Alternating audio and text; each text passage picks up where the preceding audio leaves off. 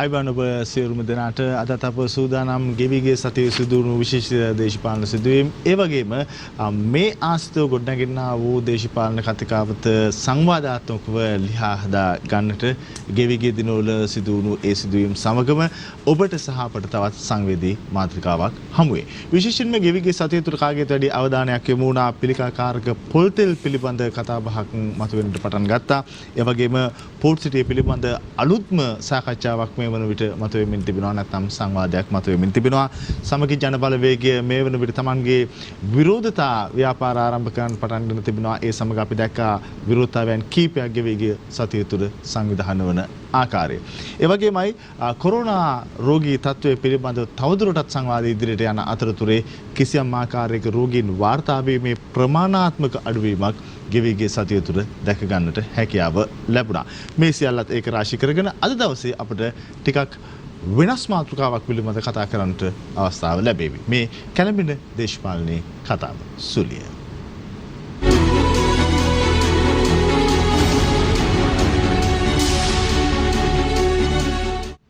අද අවසේ සුලියට අප ගෞරවයෙන් ආරාධනා කළා අධිකරණ අමාත්‍යාංශයේ ජ්‍යෙෂ්ඨ උපදේශක ජනාධිපති නීතිඥ යුආර්.ද සිල්වා මහත්මයාට අපි ආයුබෝවන් කියලා ඔබතුමන්ව පිළිගන්නවා.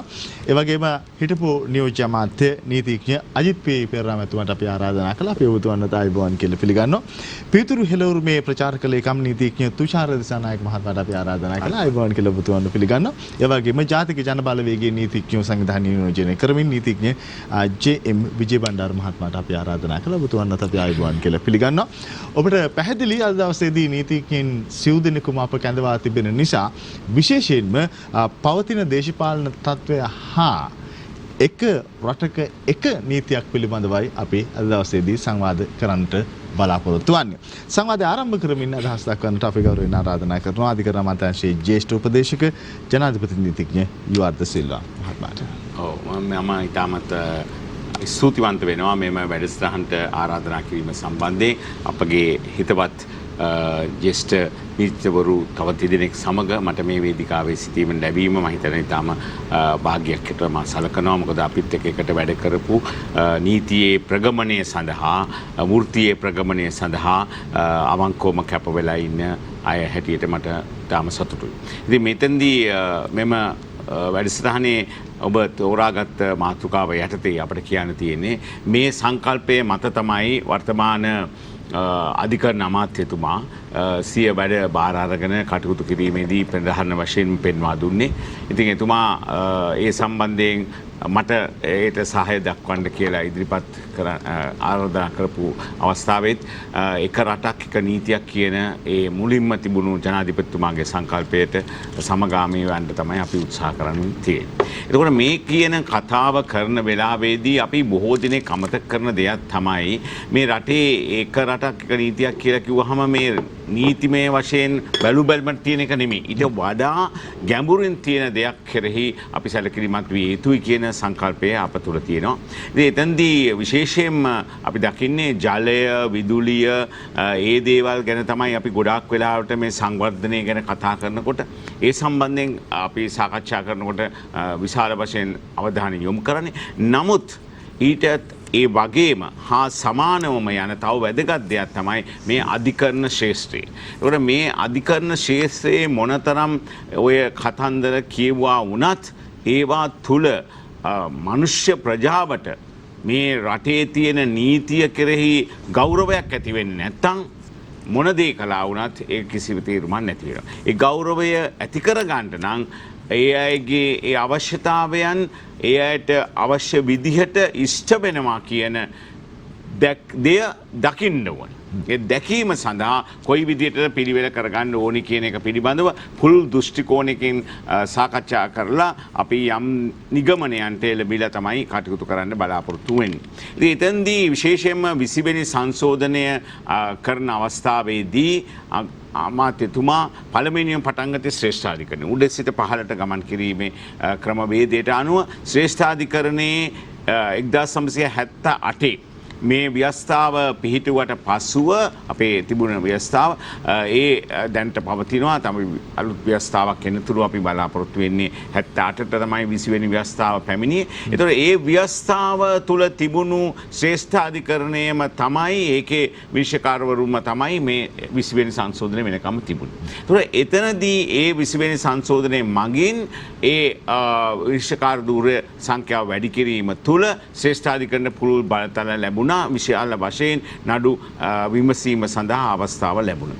ඊට පසුව ඒ සම්බන්ධවම අභියාචනාධිකරණයේ විශේෂ මණ්ඩලය වැඩි කරා. ඒ වැඩි කරපු අවස්ථාවෙන් ඒකිනුත් විශාල වශයෙන් දැන් අපි ඇහැට දකින ප්‍රතිඵල දැන්ටමත් ඇවිල්ලා තිබෙනවා. ඒ හා සමානවම අපි පහළට මහාධිකරණ, මහේස්ත්‍රාත් අධිකරණ, දිසා අධිකරණ ආදී වශයෙන් කටයුතු කරන්න පිරිවැර අරගෙන තියෙනවා. ඒවා මේ කතාවට පමණක් නෙමෙයි, ඒවා මේ යම් කිසි ලේඛනයකට පමණක් නෙමෙයි, ඒවා ක්‍රියාත්මක අධීරයට පැමිණිලා දකින්න පුළුවන් විදිහට කටයුතු කරගෙන යන්න අපිට ඇස් වෙලා තිබුණා.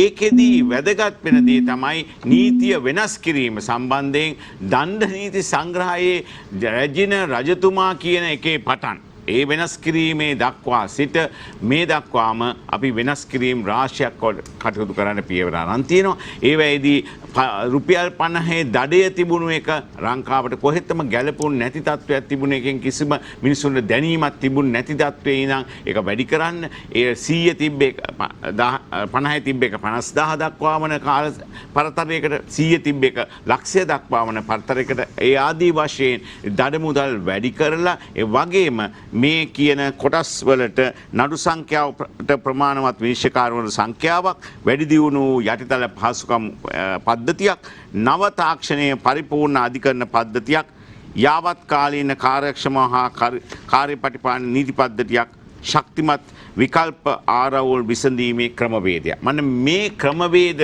අවබෝධ කරගෙන අපි ඉදිරියට ගමන් කිරීම තුළින් මේ රටට පෙන්වන්න පුළුවන් වෙයි අපේ සාමාන්‍ය ජනතාවට මේ එක රටක් එක නීතියක් කියන එක සාක්ෂාත් කර ගැනීමට මූලික වශයෙන් අපි කටයුතු කරමින් සිටිනවා කියලා. සුති ඔබතුමන්ට අජිත් පීපරාම ඇතුමනේ විශේෂයෙන් මෙතුමන් සටහන් කරන්නේ නීතිය පැවතීමෙන් පමණක් බලක් නැහැ. ඒ ස්ථිරවන බව සහ ක්‍රියාත්මක බව ජනතාවට පේන්න ඕනේ. ඒ සඳහා අවශ්‍ය කරන සියල්ල සිදු කරමින් ඒ සියල්ල දැන් සිදු වෙමින් තිබුණ බව. මුලින්ම ස්තුතිවන්ත වෙනවා මට මේ වැඩසටහනට ආරාධනා කිරීම ගැන සීත ටීවී ආයතනයට. ඒ වගේම අද විද්වත් මණ්ඩලයක් සමග මේ සාකච්ඡාවට සහභාගී වීම ලැබීම සතුටක්. ඒ වගේම එක රටක් එක නීතියක් කියන අදහස ඉතා වැදගත් අදහසක්. දැන් එක රටක් එක නීතියක් කියන්නේ මුළු රටේ හැමෝටම නීතිය එක හා සමානව අදාළ වෙනවා කියන එක. මොකද අපි දන්නවා අපේ රටේ නීතිය තුල විවිධ නීති තිබෙනවා. ඒ නීතිවල සඳහන් ආකාරයට හැමෝටම එක ලෙස අදාළ විය යුතුයි. නීති ඉදිරියේ සියලු දෙනා සමාන ලෙස සැලකිය යුතුයි. නමුත් අද මම හිතන්නේ මේ සංකල්පයට විශාල තර්ජනයක් වන තත්ත්වයක් මතුවලා තිබෙනවා. කොළඹ වරාය නගරය ආර්ථික කොමිෂන් සභාව කියන මේ අලුත් පනත් කෙටුම්පත හරහා. දැන් මේ අලුත් පනත් කෙටුම්පත හරහා මේ තිබෙන තත්ත්වය පැහැදිලි කිරීමට කලින් මම දැනට ආකෘතිය පිළිබඳ යම් හැඳින්වීමක් ජනතාවට පැහැදිලි කළ යුතුයි. බොහෝ දෙනෙක් මේකට දන්නේ නැති නිසා. දැන් කොළඹ වරාය නගරය ආර්ථික කොමිෂන් සභාව කියන කොමිෂන් සභාව තමයි අපි අලුතෙන් මුහුද ගොඩ කර ඉදිකරන මේ වරාය නගරය අනාගතේ පාලනය කරන්නේ. එහි කොමසාරිස්වරු අවම 5ක් උපරිම 7ක් ඉන්නවා. ඉන් එක්කෙනෙක් සභාපති. ජනාධිපතිවරයා තමන්ගේ අභිමතය පරිදි ඒ පත්කිරීම කරනවා. දැන් ඒ පත්කිරීම කරද්දී ඒ සඳහා ලංකාවේ පුරවැසියන් පත් කළ යුතුද?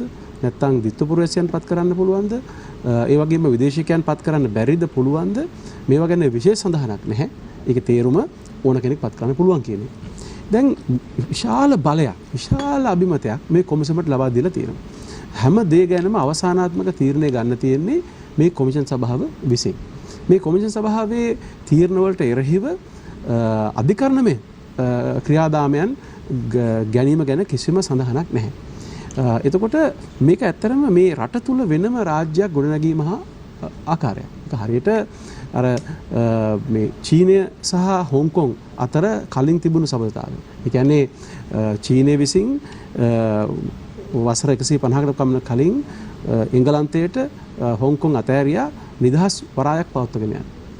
එංගලන්තය ඒ තමන්ට ලැබුණු අවස්ථාව තුළ තමන්ගේ සම්පූර්ණ ආර්ථික ව්‍යුහය ආසියාව තුළ මෙහෙයවීම සඳහා වූ වෙනම මධ්‍යස්ථානයක් අතන වෙනම රාජ්‍යයක් ඒ හරහා ගොඩනැගුවා.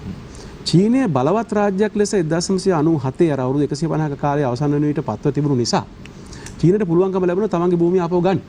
නමුත් අපිට ඒ හැකියාව තියෙද තව අවුරුදු 40කින් කියලා බලන්න වෙනවා. මොකද අවුරුදු 40ක් යනකම් මේ කොන්දේසි ඒ ආකාරයෙන්ම අදාළ වෙනවා 40න් ඔබටත් යන බවයි මේ ගිවිසුම අනුව පෙනෙන්නේ. එතකොට මුලින්ම කියන්න කැමති ආකෘතිය අනුව ගත්තාම මේ අලුතෙන් හදන කොමිෂන් සභාව ලංකාවේ භූමිය තුල වෙනම රාජ්‍යයක් වෙනම නීති පද්ධතියක් වෙනම පාලන ව්‍යුහයක් ගොඩනගනවා. දැන් මෙහෙම කරනවා නම් අපේ ආණ්ඩුක්‍රම ව්‍යවස්ථාවේ සංයුතිය සමග විශාල ගැටීමක් ඇති වෙනවා. එහෙමනම් ආණ්ඩුක්‍රම ව්‍යවස්ථාවේ සංශෝධනයක් කරහා මේ ගෙනෙන්න ඕනේ. ඒ සඳහා පාර්ලිමේන්තුවේ 3/2 ඇතම් විට ජනමත විචාරණයකින් සම්මත වෙන්න ඕනේ. මේක නම් හරි ක්‍රමය. අපි දන්නවා ජනවරමක් වර්තමාන ජනාධිපතිතුමාට තිබෙනවා. මේ ආණ්ඩුවට 3/2කට ආසන්න බලයක් තිබෙනවා. ඉතින් ඒ අය ඒ මාර්ගය ගමන් කළ යුතුයි. ඒ යනවා නම් යා යුතු නම්. දැන් මේක තියෙන ඊළඟ ප්‍රශ්නේ තමයි දැන් අපි ගත්තාම දැන් අපි දන්නවා මේක මූල්‍ය නගරයක්.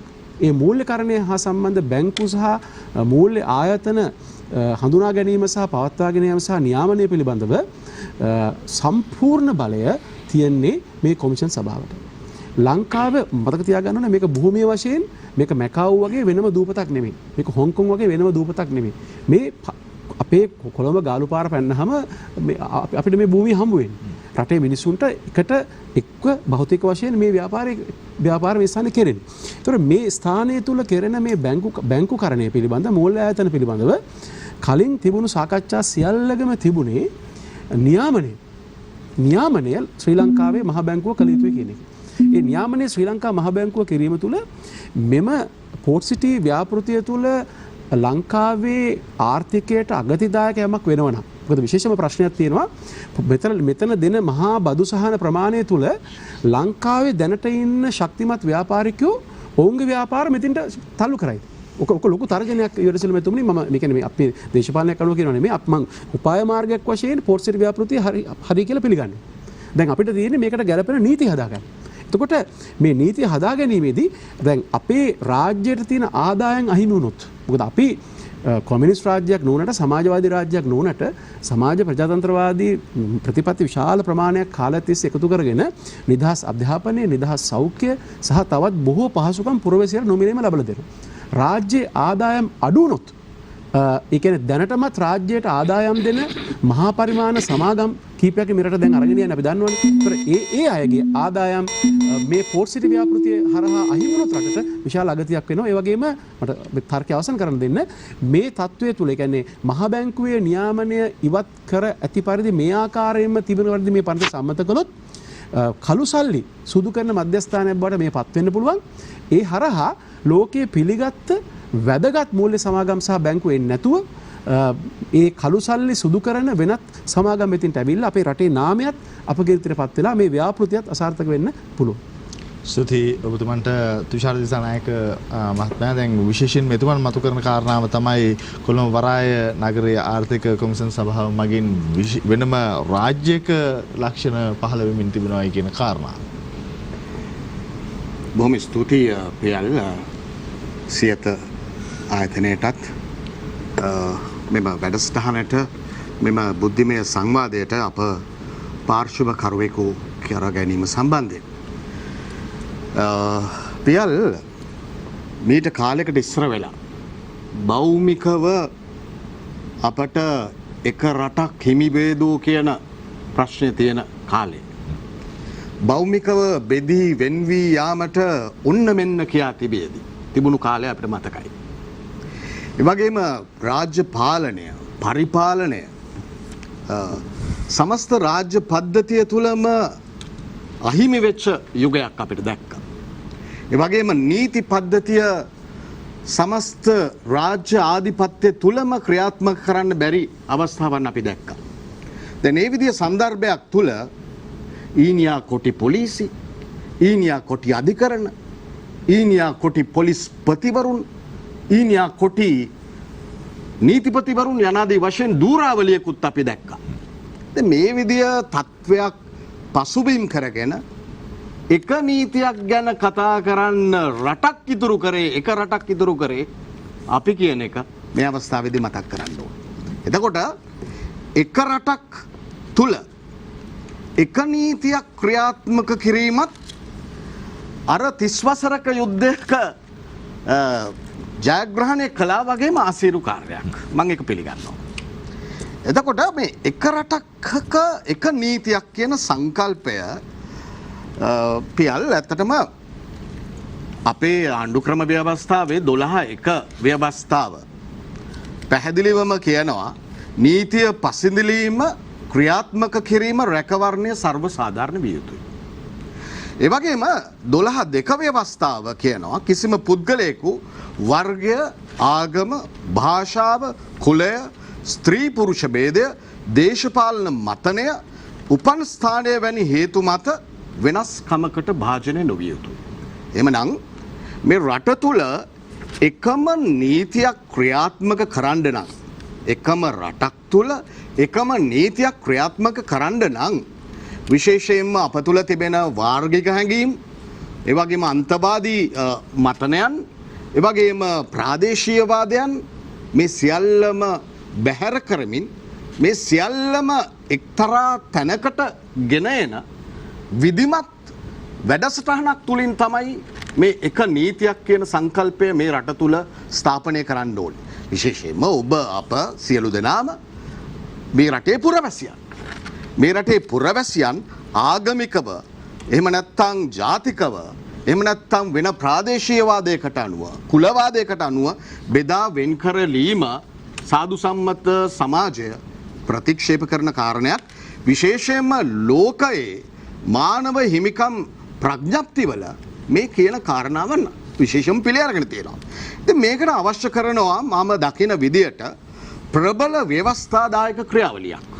විශේෂයෙන්ම අපේ රට තුල දැනට ක්‍රියාත්මක වෙන පුද්ගල නීති, ඒ වගේම ප්‍රාදේශීය නීති මේ කියන දේවල්, දේශවලාම නීතිය, උඩරට නීතිය වගේ ප්‍රාදේශීය නීති, වගේම මුස්ලිම් නීතිය වගේ ආගමික නීති, ලබ්ධිකයන් අතර තියෙන නීති මේ සියල්ලම යම් කිසි ආකාරයකට සමාලෝචනය කළා.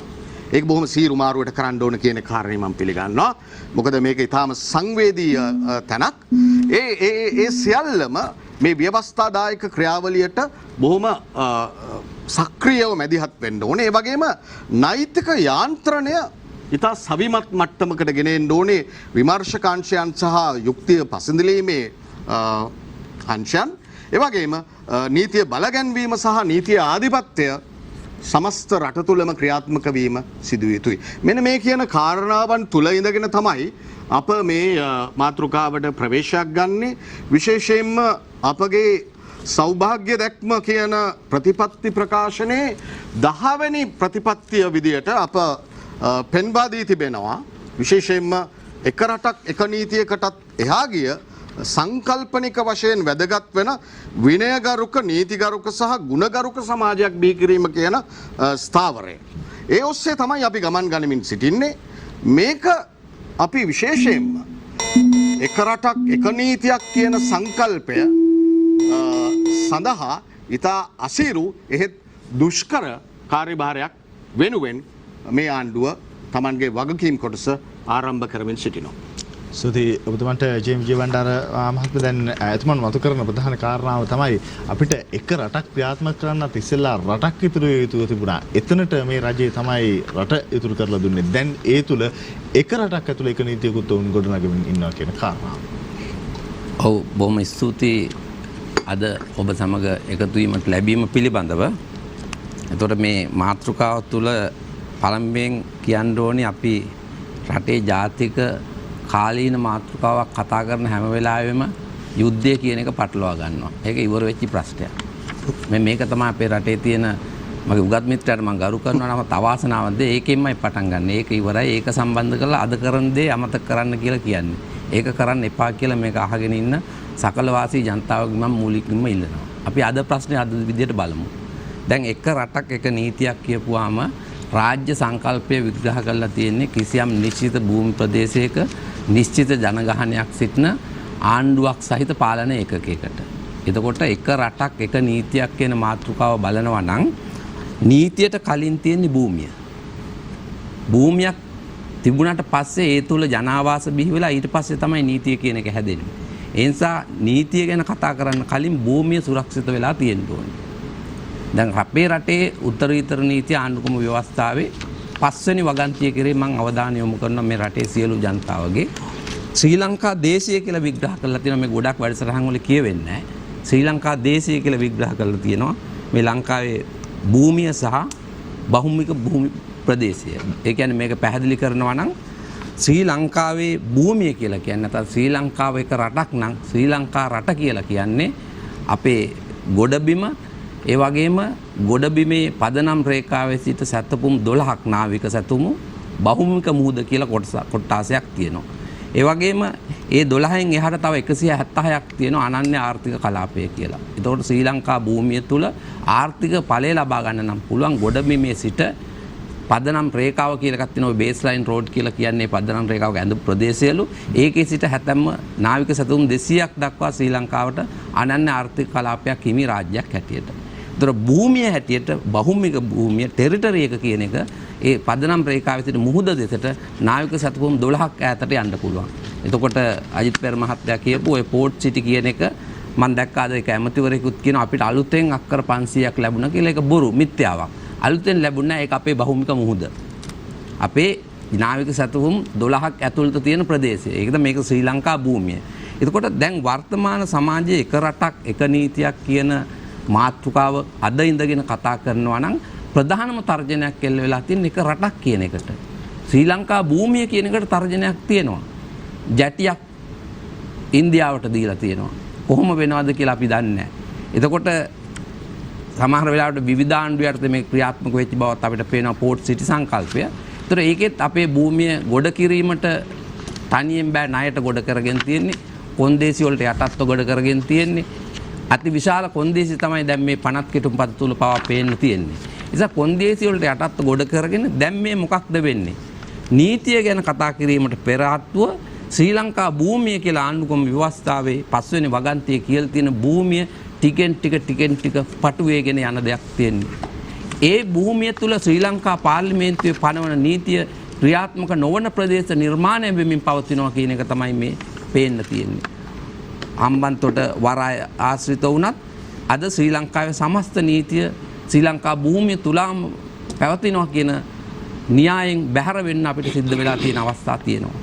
ඒ වගේම වරාය නගරය පිළිබඳ මේ කරන්න යන නව නීති හඳුන්වා දීම තුල ශ්‍රී ලංකා භූමිය කියන එක ශ්‍රී ලංකා ජනතාවගේ පරමාධිපත්‍යයෙන් ජනතාව වෙනුවෙන් පාර්ලිමේන්තුවේ පනවන නීති වලින් තරමක් දුරට එහාට ගෙනියන නීති සංකල්ප බිහි කිරීමක් සිද්ධ වෙලා තියෙනවා.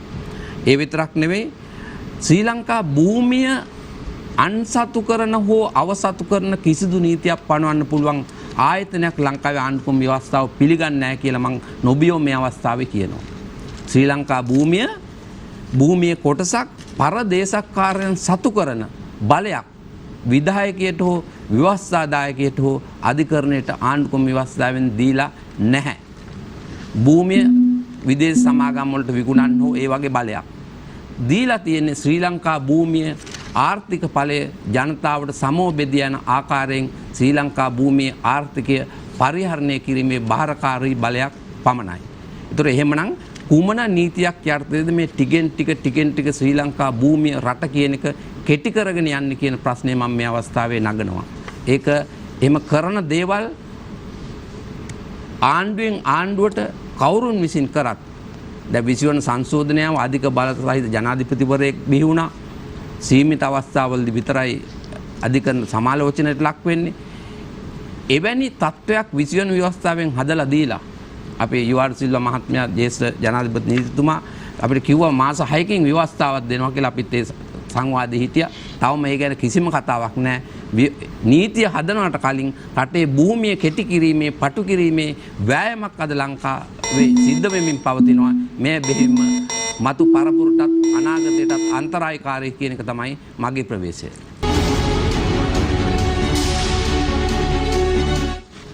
ඔබ කැලඹෙන දේශපාලනයේ කතාව සුලිය දෙවන වටේ සමගින් ඔබ දන්නවා විශේෂයෙන්ම දෙවන වටේ වඩාත් සංවාදාත්මකව අපි ඉදිරියට රැගෙන යන්නේ කිසියම් සභිකයෙකු අදහස් දක්වන අතරතුරේ ඒ අදහසක් පිළිබඳ හරස් ප්‍රශ්නයක් තිබෙන්නේ නම් අනිකුත් සභිකයෙකුට ඒ පිළිබඳ විමසීමේ අවස්ථාව තිබෙනවා. දිගින් දිගටම බාධා කිරීමක් හෝ අදහස් දක්වීමක් දක්වා අරගෙන නොගොස් කෙටි හරස් ප්‍රශ්නයක් බවට සීමා කරන්න අපි ඉල්ලා සිටිමින් තමයි දෙවන වටේ ආරම්භ කරන්නේ. අප දෙවන වටේත් ආරම්භ කරන්නට ආරාධනා කරනවා අධිකරණ අමාත්‍යාංශයේ ජ්‍යෙෂ්ඨ උපදේශක ජනාධිපති නීතිඥ යුවර්ධ සිල්වා.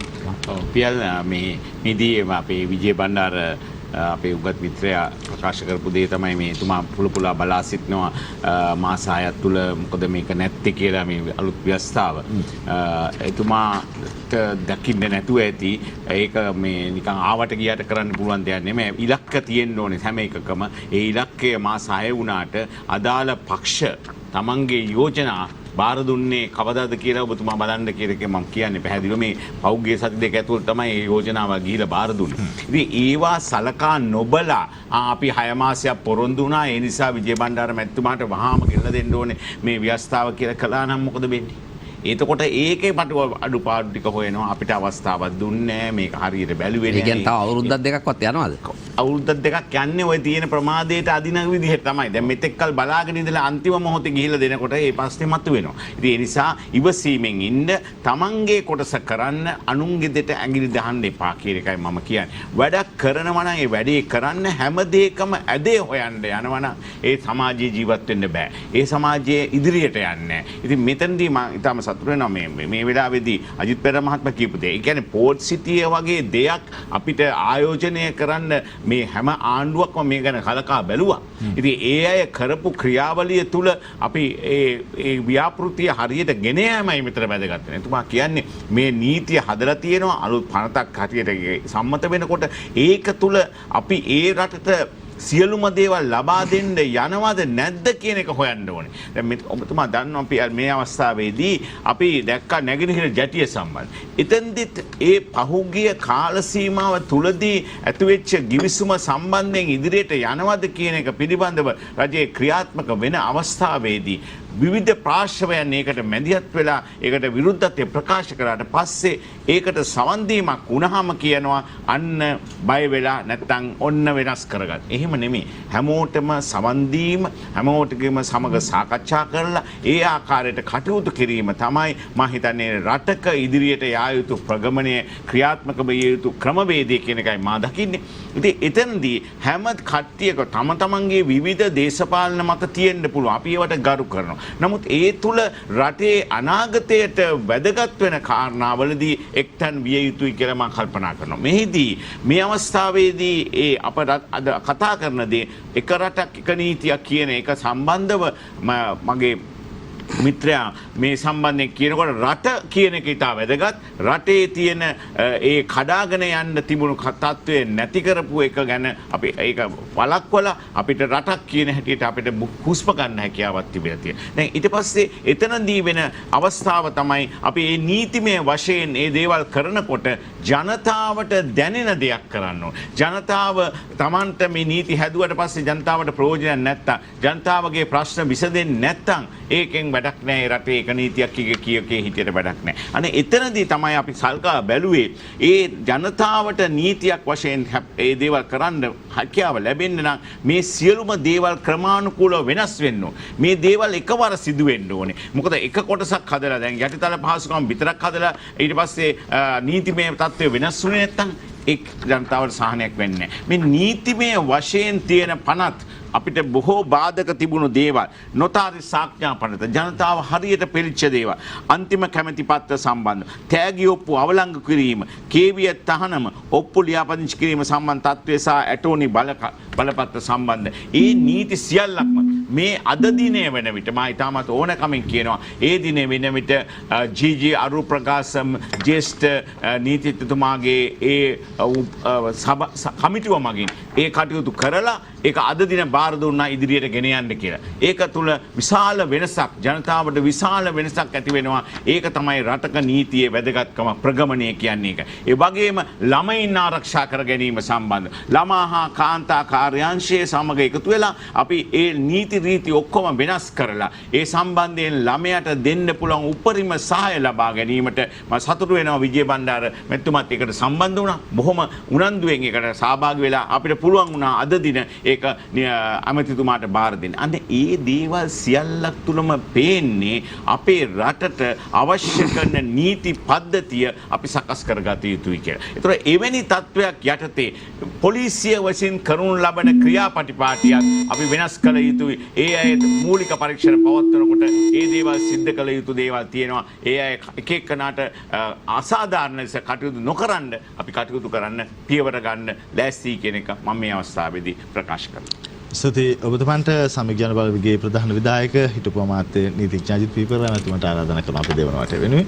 බොහොම ස්තුතියි. මම හිතන්නේ මම තවදුරටත් කොළඹ වරාය ආර්ථික කොමිෂන් සභාව පිළිබඳ මේ තිබෙන තත්ත්වය ගැන රටත් ඒ වගේම අපේ විද්වත් වෘත්තිකයන්ට දැනුවත් කළ යුතුයි.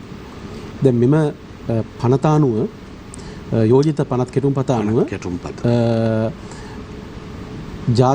නාගරික සංවර්ධන අධිකාරිය පනත කොළඹ වරායට අදාළ වෙන්නේ නැහැ. දැන් නාගරික සංවර්ධන අධිකාරිය පනත තමයි ඉදිකිරීම් ප්‍රමිතිය සහ එහා සමග බැඳෙන පාරිසරික කාරණා තමග තියෙන මේ රටේ ප්‍රධානම නීති. දැන් ඒ වගේ මහනගර සභා ආඥා පනත අදාළ වෙන්නේ නැහැ. කියන්නේ කොළඹ නගර සභාව හෝ වෙනත් නගර සභා අදාළ වෙන්නේ නැහැ. ශ්‍රී ලංකා වාණිජ්‍ය සමත මධ්‍යස්ථානයේ පනත අදාළ වෙන්නේ නැහැ. නගර හා ග්‍රාම නිර්මාණ ආඥා පනත අදාළ වෙන්නේ නැහැ. ක්‍රමෝපාය සංවර්ධන ව්‍යාපෘති පනත අදාළ වෙන්නේ නැහැ. පොදු කොන්ත්‍රාත් ගෙවසුම් පනත අදාළ වෙන්නේ නැහැ. ශ්‍රී ලංකා ආයෝජන මණ්ඩල පනත අදාළ වෙන්නේ නැහැ. දැන් විශේෂයෙන්ම නාගරික සංවර්ධන පනත වගේ පනතක් ගත්තොත් එහෙම මිනිසුන්ගේ ජීවිත සහ සම්පත් ආරක්ෂා කිරීම පිළිබඳ දීර්ඝ කාලයක් ක්‍රියාත්මක වෙච්ච පරීක්ෂාවට ලක් වෙච්ච නීතියක්. දැන් මේ නීතිය අදාළ වෙන්නේ නැත්නම් මේ කොමිෂන් සභාවට සිද්ධ වෙනවා විකල්ප නීති ගොඩනගන්න. ඒ කියන්නේ මේක තේරුම්. එතකොට එහෙමනම් ඒ විකල්ප නීති මේහා සමාන විකල්ප නීති ගොඩනගනවා නම් ඒ ව්‍යුහය අත වශයෙන්ම සමාන්තර ආණ්ඩුකරණයක් ඇති කරනවා. මම මේකේ ශක්තිය ගැන කියන්න හදන්නේ. මොකද දැන් මෙතන සඳහන් කරනවා එම කොමිෂන් සභාවට අලුතින් රීති සකස් කරගන්න පුළුවන් කියලා. ඒතකොට ඒ ගොඩනගන ඒවට නීති කිව්වත් රීති කිව්වත් අවසානයේ ඒකෙන් ඉවත් කරන්නේ නාගරික සංවර්ධන අධිකාරී නීති නම් ඒ කියන්නේ ඒක මහා දැවැන්ත බරපතල නීති තත්ත්වයක් ඇති කරනවා. අනිකුත් නීතිත් ඒ වගේමයි. දැන් මේ තත්ත්වය තුළ මේවා පනත් අදාළ නොවීම බරපතල ප්‍රශ්නයක් තියෙනවා. ඒ වගේම අනෙක් කාරණේ තමයි පරිසර නීතිවල අනුකූලතාවය පිළිබඳ කිසිම දෙයක් සඳහන් කරලා නැහැ. මොකද පෝර්ට් සිටි හදද්දි මතුවෙච්ච ප්‍රශ්නය මතක් කරන්න ඕනේ.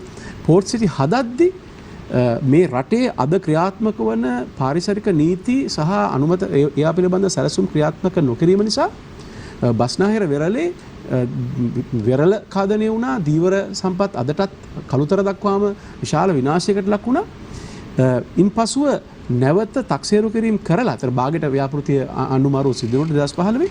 ඉන්පස්සේ නැවත ඒ පිළිබඳව නිසි සැලසුම් සකස් කරලා ව්‍යාපෘතිය පටන් ගත්තා. ඒත් වෙච්ච හානිය වෙලා ඉවරයි.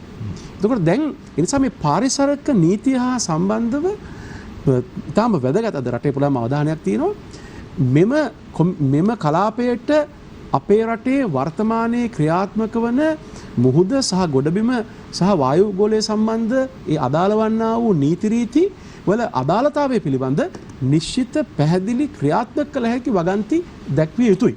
එසේ දැක්වේ නැත්නම් අර වෙනම රාජ්‍යයක ලක්ෂණ තවදුරටත් වැඩි වෙනවා. ඒ නිසා මේක ඉතා වැදගත් කාරණයක් සහ මේ පනත පාර්ලිමේන්තුවේ සලකා බලන අවස්ථාවකදී ඒ දැනට තිබෙන පාරිසරික නීතිවල නීති අනුකූල වන බව දක්වන්න ඕනේ. මොකද දැන් අනුකූල වන නීති මොනවද කියලා වෙනමම සඳහනක් තියෙනවා. දැන් අනුකූල නොවන නීති තුන්වන උපලේඛනයේ විස්තර කරන අතර අනුකූල වන නීති දෙවන උපලේඛනයේ විස්තර කරලා තියෙනවා. පළවෙනි උපලේඛනයේ විස්තර කරලා තියෙන්නේ ඉඩම්වල මායි සහ ප්‍රමාණය. එතකොට දෙවන උපලේඛනයේ අනුකූල නීති අතරට මේ පාරිසරික නීති එකක්වත් නැහැ. ඒ වගේම ඉවත් කරන නීති අතරත් පාරිසරික නීති නැහැ. ඒතර මේක හිස්තනක් තියෙනවා. ඒ නිසා මේ ප්‍රශ්නය විසඳගත යුතුයි. මම මේ කියන්නේ මේ පනත එපා කියන එක නෙමෙයි. මේ පනත සම්මත කරනව නම් විශාම බරපතල ආකෘතිමය වෙනස්කම් සහිතව විය යුතු තත්ත්වයක් තිබෙනවා. එහෙම නෙමෙයි නම් එක රටක එක නීතියක් නෙමෙයි.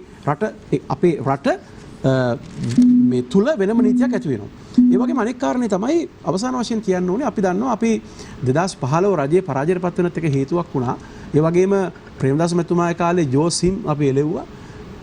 ඒ වගේම රාජපක්ෂ මැතිතුමාගේ කාලේ පැකරව එළෙව්වා. මේ රටේ සංස්කෘතිය තුල මේ සූදුවට අපේ රටේ මම හිතන්නේ මිනිස්සු සම්ප්‍රදායන පූර්ව සූදුවට තියෙන ඇබ්බැහියත් මත්පැන් පානය අතින් ලෝකයේම ඉදිරියෙන් එන જાතියක් නිසාත් මේ සූදුව සහ මත්පැන් අපිව විනාශ කරලා යටත්විච්වාදීන් අපිව જાතියක් වශයෙන් විනාශ කරලා තියෙන නිසාත් අපි මේවට බයයි. ආගමික නායකයෝ දැනුගත් මිනිස්සු මේ සූදුව ප්‍රවර්ධනය කිරීම, ගණිකා වෘත්තිය ප්‍රවර්ධනය කිරීම වැනි දේවල් වලට ඉතාමත්ම එරහිව සටන් කරලා තියෙන කාලයක් පුරා.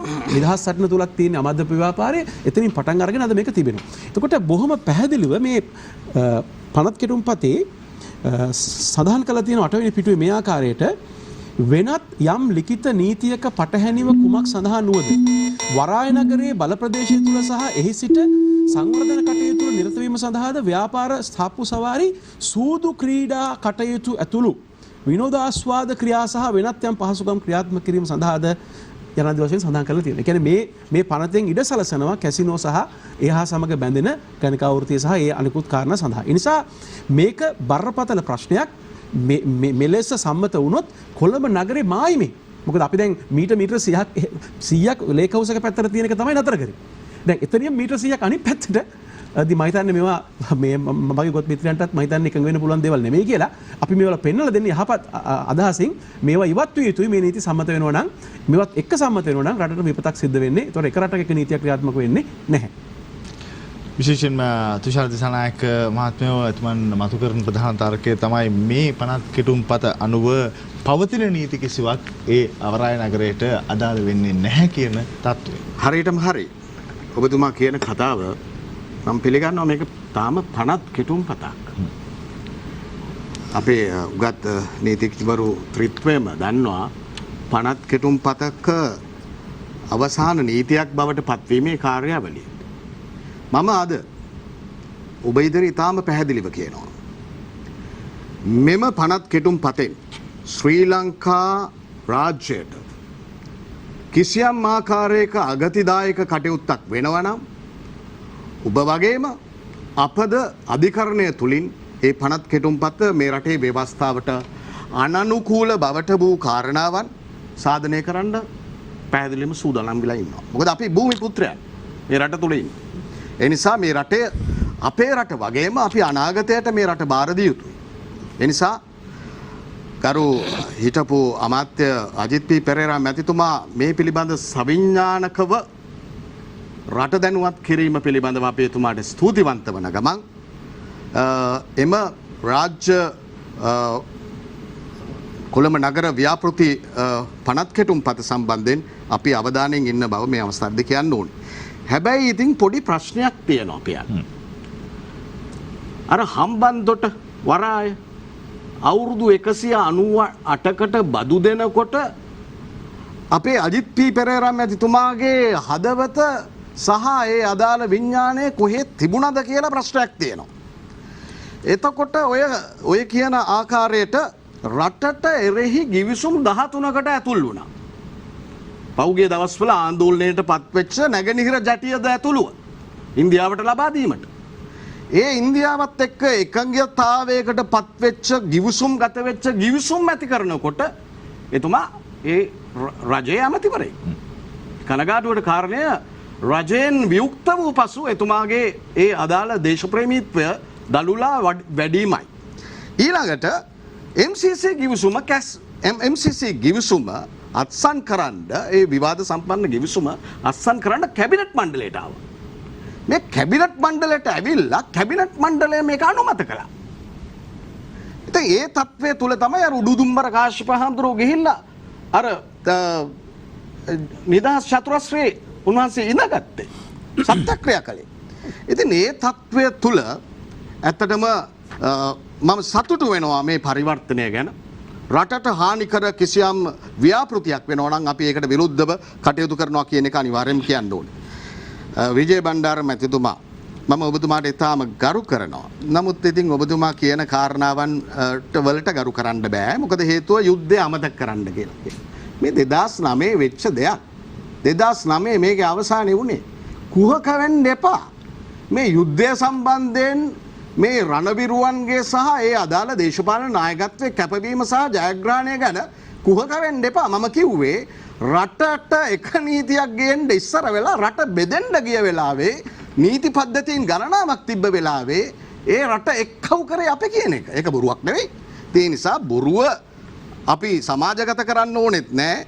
ඇත්ත ඇති සැටියෙන් පිළිගන්න එක තමයි කියන්නේ. අර බොරුවට නිදාගන්න ඉන්න එක්කෙනා ඇහැරවන්න ටිකක් අමාරුයි. විජය බණ්ඩාර මහත්තයත් ඒ වගේ තමයි. පෞගිය කාලේ පෞගිය හෙළවුරුමේ මට පොඩි ප්‍රශ්නයක් නෑ මම හෙළවුරුමේ නෙමෙයි. මම පිවිතුරු හෙළවුරුමේ. හෙළවුරුමේ සංස්කෘතිය සහ ශ්‍රී ලංකා භූමිය ආරක්ෂා කිරීම පිළිබඳ ප්‍රතිපත්තිය මොකද්ද? ඒක බොහොම දීර්ඝව කතා කරන්න ඕනේ. ඔබතුමායි මම වෙනම සාකච්ඡා කරමු. වෙනම නෙවෙයි. මම ඒකට උත්තරයක් දෙන්නම්. රයිට්? ඔබතුමන්ලාට වඩා හොඳ පැහැදිලි ප්‍රතිපත්තියක අපි ඉන්නවා කියන එක විතරක් දැනට මතක තියාගන්න. ඔබතුමන්ලාට වඩා රටට හිතකර ප්‍රතිපත්තියක අපි ඉන්නවා.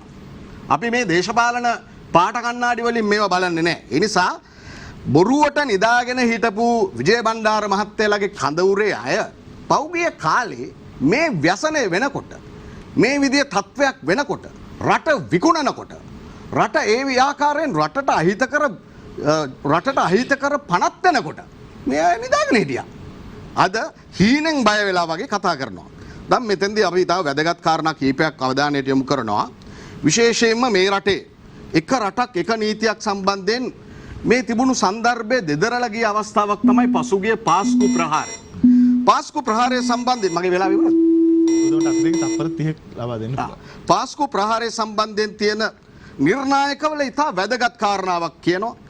අධ්‍යාපනය යටතේ සෑම පාසලකම රටේ ආගමික සංයුතිය නියෝජනය කරන ශිෂ්‍ය ජනගහනයක් සිටිය යුතු වගේම ඒ ආගමික අධ්‍යාපනය නව විෂයක් ලෙස ලබා දෙන්න ඕනේ කියලා. මේ ආගම් අතර තියෙන පරතරය අපි නැති කරන්න ඕනේ. ඒ වගේම මේ අය අතර තියෙන දැනුවත් කිරීම වැඩි කරන්න ඕනේ. විශේෂයෙන්ම අන්තවාදී මතනයන් ඉවත් කරන්න කියලා පාස්කු කොමිසම කියනවා. අපි මේවා පිළිගන්නවා.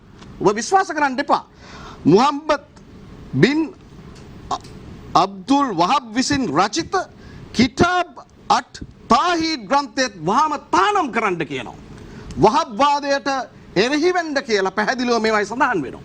ඒ නිසා මම මෙහිදී පැහැදිලිවම කියනවා මේ රට තුල ආගමික මතනයන් පටු ජාතිවාදී මතනයන් වලට අපි එල්බිලා සිටින්න අවශ්‍ය නැහැ.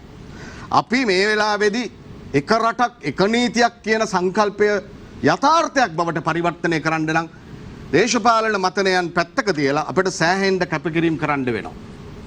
කැපකිරීම කරන්න මොන පදනම තුල වුණත් අපි මේ රටේ ආණ්ඩුව බාර අරගෙන තියෙන්නේ අපේ ආණ්ඩුකරණය බාර අරන් තියෙන්නේ මොන පදනම වුණත් මේ රටේ සෑම කෙනෙක්ම අපේ රටේ පුරවැසියෝ කියන සංකල්පයට ඒ අයට සාධාරණයක් කරන්න තමයි අපි ප්‍රතිඥා දීලා තියෙන්නේ. ඒ වෙනුවෙන් අපි කැපවීම කරනවා. ඒ තුලින් ජයග්‍රහණයන් බලාපොරොත්තු වෙනවා. ස්තුතියි ඔබතුමන්ට.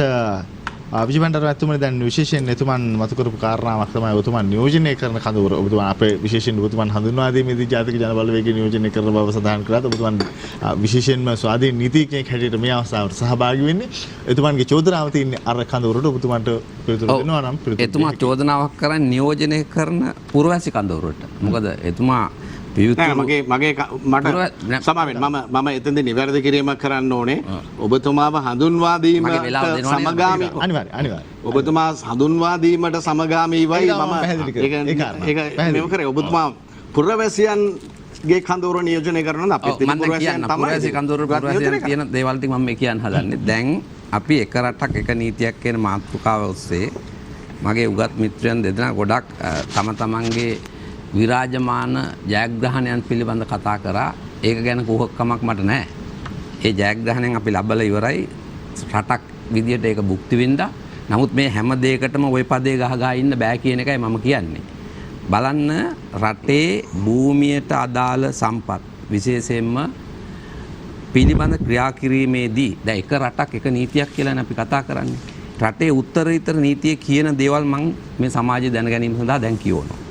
ශ්‍රී ලංකා ආණ්ඩුක්‍රම ව්‍යවස්ථාවේ 5 වෙනි වගන්තියේ මම සඳහන් කළා ශ්‍රී ලංකා දේශය කියලා විග්‍රහ කරලා තියෙනවා. ඊට පස්සේ බලන්න පොදු ජන යහපතට ඉවහල් වන පරිද්දෙන් ප්‍රජාවගේ භෞතික සම්පත් සහ සමාජ ඵලයේ සියලු පුරවැසියන් අතර සාධාරණ ලෙස බෙදා හැරීම කියලා ආණ්ඩුක්‍රම ව්‍යවස්ථාවේ කියනවා.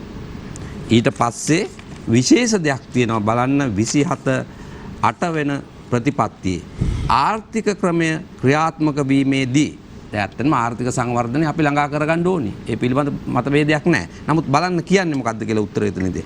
ආර්ථික ක්‍රමයේ ක්‍රියාත්මක වීමේදී ධනය හා නිෂ්පාදන මාර්ග පොදු ජනතාවට හානි කරවනසේ ඒකරාශී නොවන බවට රජය වග බලාගත යුත්තේය.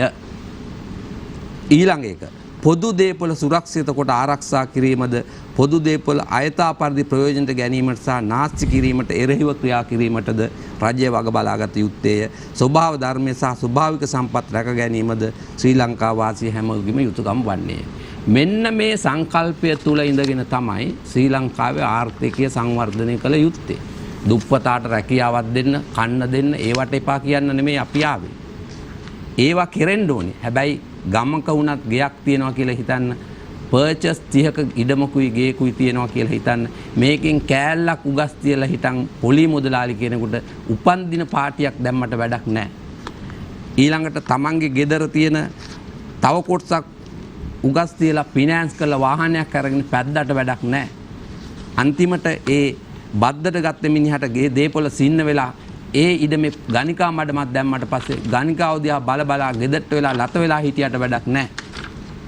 ජාතිය සංස්කෘතිය ගැන කතා කරන දේශපාලන පක්ෂයක් වේ නම් මේ කැසිනෝ ව්‍යාපාර පිළිබඳව ඉදිරියට ඇවිල්ලා කතා කරන්න ඕනේ. හැම දෙයකටම කලින් ශ්‍රී ලංකාවේ අපේ මාතෘ භූමිය සුරක්ෂිත වෙලා තියෙන්න ඕනේ. ඒ මාතෘ භූමිය විවිධ ව්‍යාපෘති මාර්ගයෙන් අන්සතු කරනවා නම්, විදේශීය සමාගම් සතු කරනවා නම්, ඒ වගේ මාතෘ භූමිය ඇතුළත වෙනත් රාජ්‍යයන්, වෙනත් ප්‍රාදේශ සභා, වෙන නීති අර්ථයේ පාලනය වෙන ලංකා නීතියෙන් බැහැර නගර සභා වගේ දේවල් පිහිට වෙනවා නම් මොකක්ද ඒ නීතිය? ඒකෙන් අනාගතේ සුරක්ෂිත වෙනවද? දැන් අපේ ආණ්ඩුක්‍රම ව්‍යවස්ථාවේ තියෙනවා මූලික අයිතිවාසිකම් වර්ග දෙකක්. පුරවැසියන්ට විතරක් සීමා වෙච්ච මූලික අයිතිවාසිකම් ගොඩක් තියෙන්නේ. ඒ වගේම අත්අඩංගුවට ගැනීම, රඳවා තබා ගැනීම වගේ දේවල් ඕනෑම තැනැත්තෙකුට. ඒතකොට බලන්න ආණ්ඩුක්‍රම ව්‍යවස්ථාවේ 14 ව්‍යවස්ථා කියන ශ්‍රී ලංකා භූමිය තුල යාම් වීමේ අයිතිය තියෙන්නේ කාටද? පුරවැසියන්ට. අභිමත ස්ථානයක වාසය කිරීමේ අයිතිය තියෙන්නේ කාටද? පුරවැසියන්ට. දැන් ශ්‍රී ලංකා ව්‍යාපාරයකට මේ ව්‍යවස්ථාව පෝට් සිටි කෙටුම්පත දිහා බලලා කියන්නේ කැමති කෙනෙකුට ව්‍යාපාරයක් ආරම්භ කරන්න පුළුවන්ද? බෑ. එහෙමනම් මේ කෙටුම්පත මේ විදියට සම්මත වුණොත් දැන් අපි මේ කතාවම කතා කරන්නේ දිත්ත පුරවැසියා කියන එකට ගොඩාක් විරුද්ධ වුණා. අන්තිමට මොකද වුනේ? ඒක සම්මත වුණා. ජම්පර්ස්ලා පැරෂූට්ලා 6 දෙනෙකුත් එකතු වෙලා හරි සම්මත වුණානේ. ඒ බීතිය ලංකාවේ ජනතාවට තියෙනවා. ඒතකොට දැන් තුෂාර ජයරත්න මහත්තයා විශ්වාසයෙන් කිව්වා දිසානායක මිත්‍රයා කිව්වා මේ එරෙහි වෙනවා කියලා. අපිත් බොහොම ගරු කරනවා ඒ එරෙහි වෙන එකට. හැබැයි එරෙහි වීම විතරක් නෙමෙයි මේවා සම්මත වීමට පෙර මේවා නිවැරදි කිරීමට අපි ක්‍රියා කළ යුතුයි. එතකොට දැන් මේ නීතිය මේ විදිහට ක්‍රියාත්මක වුණොත් එහෙම පාර්ලිමේන්තුවේ 3/2 ගන්නවා කියන එක සිදු වෙන ආකාරයත් අපි දන්නවා ලංකාවේ ගොඩක් වෙලාවට පුරවැසියෙක් වශයෙන් අපිට ඒකේ ප්‍රශ්නයක් තියෙනවා. මොකද හෘද සාක්ෂියට එකඟව ඡන්දය දෙනවා නම් කෙටුම්පතේ ඡන්දය පටන් ගන්න ඉස්සෙල්ලා එළියට ඇවිල්ලා කියනවා ඡන්දය දෙන වෙලාවේ ඇඟිල්ල හරි බොත්තම ඔබලා හිටන් එළියට ඇවිල්ලා වෙන හේතු කියලා වැඩක් නැහැ. එහෙම පාර්ලිමේන්තුවක් අපේ රටේ තිබුණේ 20 වෙනි සංශෝධනයේ ආණ්ඩුක්‍රම ව්‍යවස්ථාවේදී වුණත්. ඒ නිසා ඒක පුරවැසියන්ගේ හිතකර තත්වයකට හේතු වෙන්නේ නැහැ කියන එක මම කියනවා. ඒ වගේම දැන් ලංකාවේ අර හැම ප්‍රශ්නයකම බීතිකා මවන සංකල්පයක් තියෙනවා. දැන් ශාපි බීතිය කියලා එකක් මැවුවානේ මව්වරු 8000ක් වඳ වුණා කියලා. අද එක මවක්වත් ඇවිල්ලා තියෙනවද ඉස්සරහට? ඒ සිද්ධිය එතනින් ඉවරයි. වඳ කරනවා කියලා කිව්වනේ, කොපි කවනවා කියලා කිව්වනේ. එක දෙයක් විද්‍යාත්මකව ඔප්පු කරලා තියෙනවද? ඒකත් නැහැ. මෙන්න මේ වගේ දේවල් වලින් එක ආගමකට, එක ජාතියකට තව ආගමක් පෑගවීමට නැත්නම් දේශපාලන අරමුණක් සඳහා සමාජයේ ભેද කිරීමට ඉවහල් වෙනවා. මේ වගේ දේවල් කරන ගමන් නීතියක් දෙකක් සංශෝධනය කරාට මේ සමාජය සංශෝධනය කරන්න බැහැ කියන එක තමයි මගේ මතය.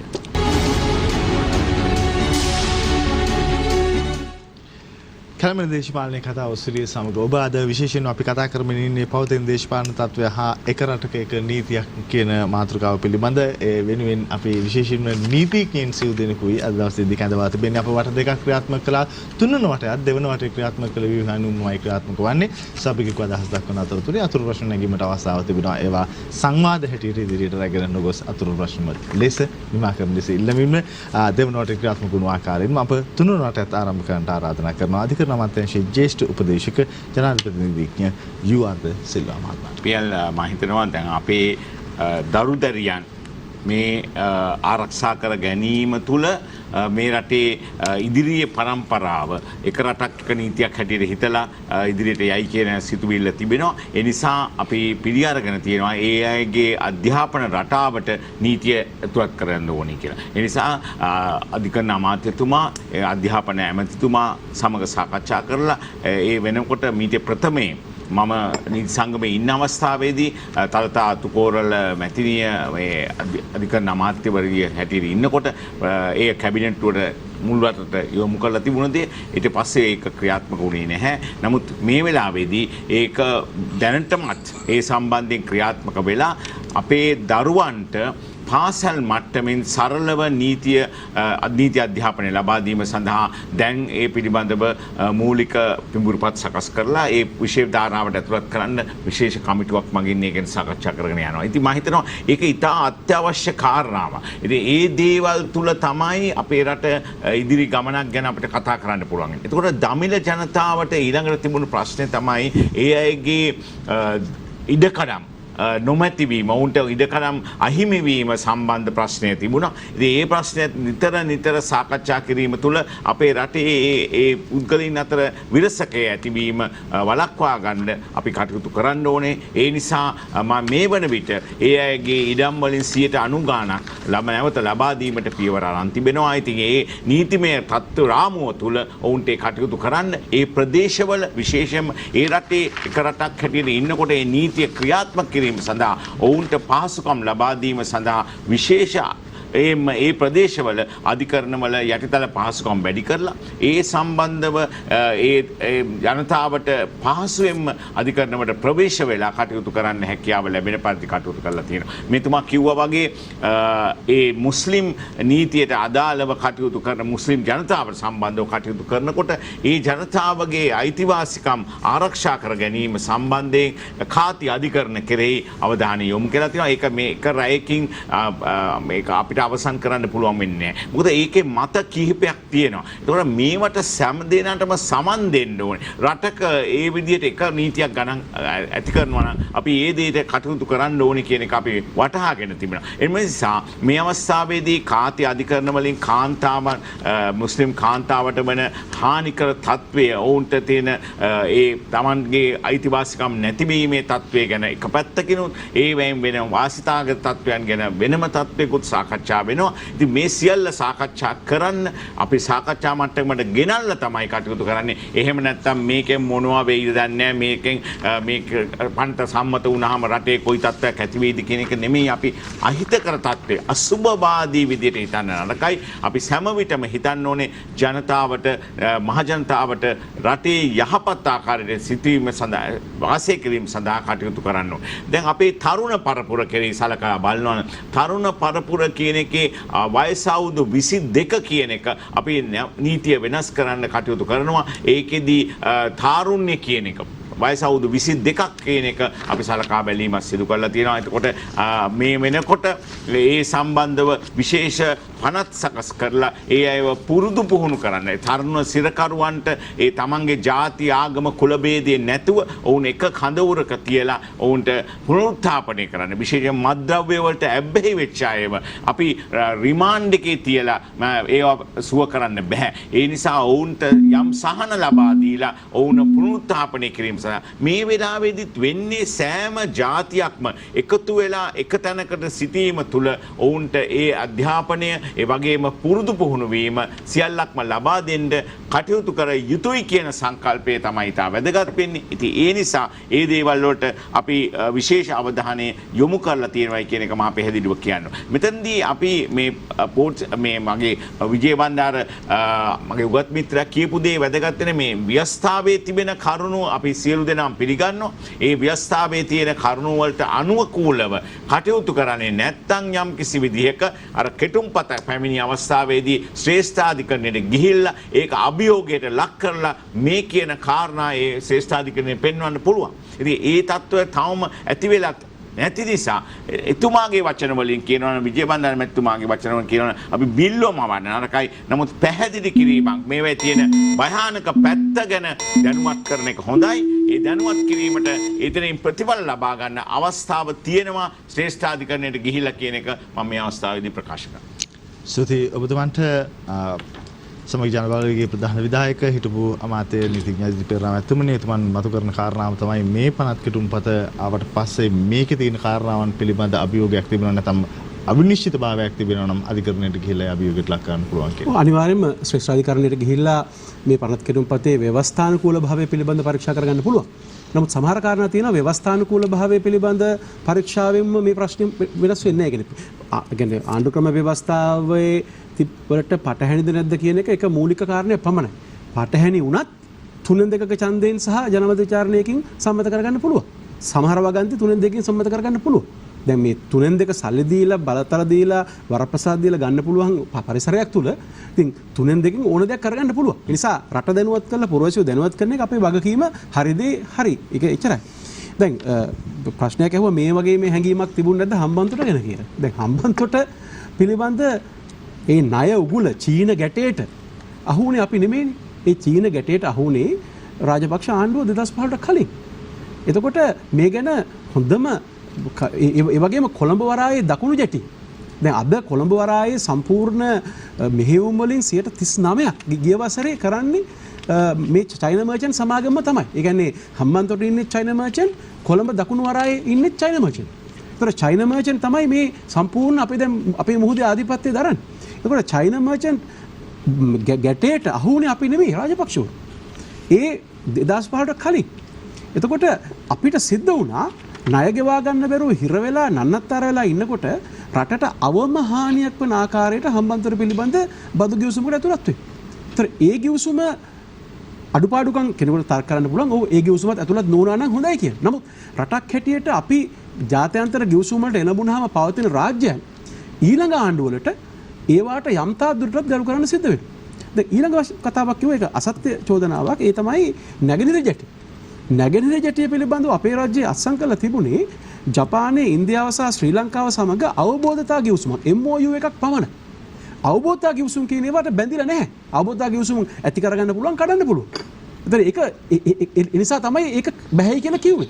බොහොම ස්තුතියි බැහැ කිව්වට. ඒතර ඉන්දියාවට කරන්න දෙයක් නැහැ. හැබැයි ඊට පස්සේ මොකද කරේ? ඉන්දියානු රජයවත් දන්නේ නැතුව යෝජිත බටහිර ජැටිය වඩාත් ගැඹුරුයි, වඩාත් දිගයි, වඩාත් පහසුකම් තිබෙනවා. යෝජිත බටහිර ජැටිය අදානි සමාගමට ලබා දීමට දේශීය සමාගමක් සමගත් මේක එකතු කරලා අවසානයේ ගැටයක් ගෙවුවා. දැන් අවසානයේදී මේ කවුරුත් කිව්වේ නෑ බටහිර ජැටිය දෙන්න කියලා. හරි ඉන්දියාවෙ ඉල්ලුවත් නෑ බටහිර ඕනේ කියලා. එතකොට අන්තිමට දන්නේම නෑ හොරාට දුන්න බටහිර ජැටිය. හරි ඒක තමයි කතාව. ඒ නිසා හිටානිද්දට අදානි සමාගම බටහිර ජැටිය තමන්ගේ වේදමෙන් හදලා කොළඹ වරායේ මෙහෙයුම් වලින් ඉන්දියානු කොටස තමන් අත්පත් කරගත්තාම ලංකාවේ වරාධිකාරියට උඩ බලාගෙන ඉන්න වෙනවා. ඕක තමයි යථාර්ථය. ඒ නිසා මේ නැගෙනහිර වරායේ නැගෙනහිර ගැටිය ගැන අපි අත්සන් කරේ MOU එකක් පමණයි. ඒ පිළිබඳ සොයා බැලීමේ අධ්‍යයනය කිරීමේ එකඟතාවයක් පමණයි. ඒක නිසා තමයි තමුන්වන්සේට කඩන්න පුළුවන්කම ලැබුණේ. හැබැයි නැගෙනහිර හම්බන්තොට වරාය ගැන තිබුණේ ඊට වඩා වෙනස් ගිවිසුමක් ස්ථාවර ගිවිසුමක් අත්සන් කරලා තිබුණා. ඒකෙන් එළියට එන්න අපි උපාය මාර්ග අනුගමනය කරා. ඒක තමයි අවම හානිය තියෙන උපාය මාර්ගය. ඒ නිසා තමයි බංගලාදේශ විදේශ ඇමතිවරයා ගිය සතියේ කිව්වේ මේ ශ්‍රී ලංකාව සහ ජිබූටි රාජ්‍ය. ජිබූටි කියලා කියන්නේ අප්‍රිකාවේ උඩම කෙරවලේ තියෙන මේ රාජ්‍ය පුංචි රටක්. ජිබූටි රාජ්‍ය චීනය සමග ගනුදෙනු කරපු ආකාරය අපි පාඩම් ඉගෙන ගන්නවා. ඒ ගැටේට අපි අහුවෙන්නේ නැහැ. චීන ගැටේට අපි අහුවෙන්නේ නැහැ කියන. ජිබූටි රාජ්‍යයේ මේ විදිහටම වරායක් ඉදි කරලා චීනය විසින් අද චීනයේ යුදමය මෙහෙයුම් ඇතුළු ඔවුන්ගේ ආර්ථික මෙහෙයුම් යුරෝපයට වඩා කිට්ටු ස්ථානයක අද කරගෙන යන්නේ මේ ජිබූටි රාජ්‍යය පදනම් කරගෙන. හරි ඒ වගේම තමයි ඔවුන් ශ්‍රී ලංකාවටත් මේ ගැටේ අල්ලගෙන ඉන්නවා. ඒ තමයි ගිය සතියේ ෂී ජින්පින් චීන ජනාධිපතිවරයා මෙම පනත් කෙටුම්පත පිළිබඳවයි සාකච්ඡා කළේ. මේ පනත් කෙටුම්පත මෙලෙසින්ම ඉක්මනින්ම සම්මත කළ දිය යුතුයි කියන බලපෑම තමයි රජයට කරේ. ලංකාව ආර්ථික වශයෙන් අසරණ වෙලා ඉන්නේ හින්දා ඔවුන්ගෙන් දෙන මුදල් පහසුකම් ඔවුන්ගෙන් දෙන ණය පහසුකම් පමණක් අපිට ලැබෙන හින්දා ලෝකයේ වෙනත් පිළිගත් සංවිධාන ලෝක බැංකුව IMF එක එහෙම නැත්නම් මේ වෙනත් පිළිගත් ආසියානු සංවිධාන බැංකුව අපට දැන් ණය දෙන්නේ නැති නිසා ඒ වගේම මේ පෞද්ගලික ණය දෙන ආයතනත් අද ලෝකේ ජාත්‍යන්තර ආයතන අපිට ණය දෙන්නේ නැති නිසා චීන රාජ්‍ය පමණයි ණය දෙන්නේ ණයට හිලව්වට අපේ ස්වාධිපත්‍ය දෙන්න වෙලා තියෙනවා. ඒක තමයි මේක අවදානම. මේ වගේම සිද්ධියක් වුණා ඒ කෝට්ටේ ධර්මපාල රජුන අපි හඳුන්වන්නේ දොන්දුවන් ධර්මපාල කියන. දොන්දුවන් ධර්මපාල රජතුමාට තමන්ගේ රාජ්‍ය ආරක්ෂාව ගැන විශාල ප්‍රශ්නයක් තිබුණා. 1580 දී එතුමා ගිවිසුමකට ලැබුණා පෘතුගීසින් එක්ක. මොකටද රාජ්‍ය ආරක්ෂා කරලා දෙනවා පෘතුගීසින් ව්‍යාපාර කරගන්න දෙනවා කියන. හැබැයි එතුමා 1597 දී කියන්නේ අවුරුදු 17කට පස්සේ මිය ගිය අවස්ථාවේදී පෘතුගීසින් විසින් අවුරුදු 17ක කාලය තුල මේ කෝට්ටේ රාජ්‍ය තුල බලය අත්පත් කරගෙන තිබුණා. දොන්දුවන් ජනපාල මැරුණට පස්සේ පෘතුගීසින් මුළු කෝට්ටේ රාජ්‍යම තමන්ගේ බලයට ගත්තා. අද එදා පෘතුගීසින් කරපු දේ තමයි අද කරන්නේ චීනය. එදා දොන්දුවන් ධර්මපාල කරපු දේ තමයි අද අපි අකමැත්තෙන් වුණත් වර්තමාන ජනාධිපතිතුමා දැනුවත්ව නොදැනුවත්ව කරමින් ඉන්නේ. ඒ නිසා එතුමාට සහාය දක්වන්නගේ යුතුකම තමයි අපි කියන්නේ එතුමා අහන එකක් නෑ.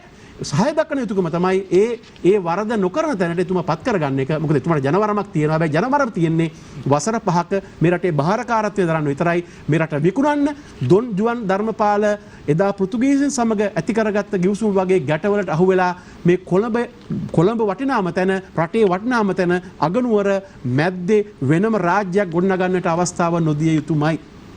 සුදි ඔබතුමන්ට විශේෂයෙන්ම එතුමාට මතු කරන කාරණාව තමයි දොන් ජුවන් ධර්මපාල විශේෂයෙන් පෘතුගීසීන්ට උන්ගේ ගැටේට අහුණා වගේ විශේෂයෙන් වර්තමාන ආණ්ඩුව පෙර කාලය තුල චීනයේ ගැටේට අහු වෙලා තියෙන්නේ කියලා.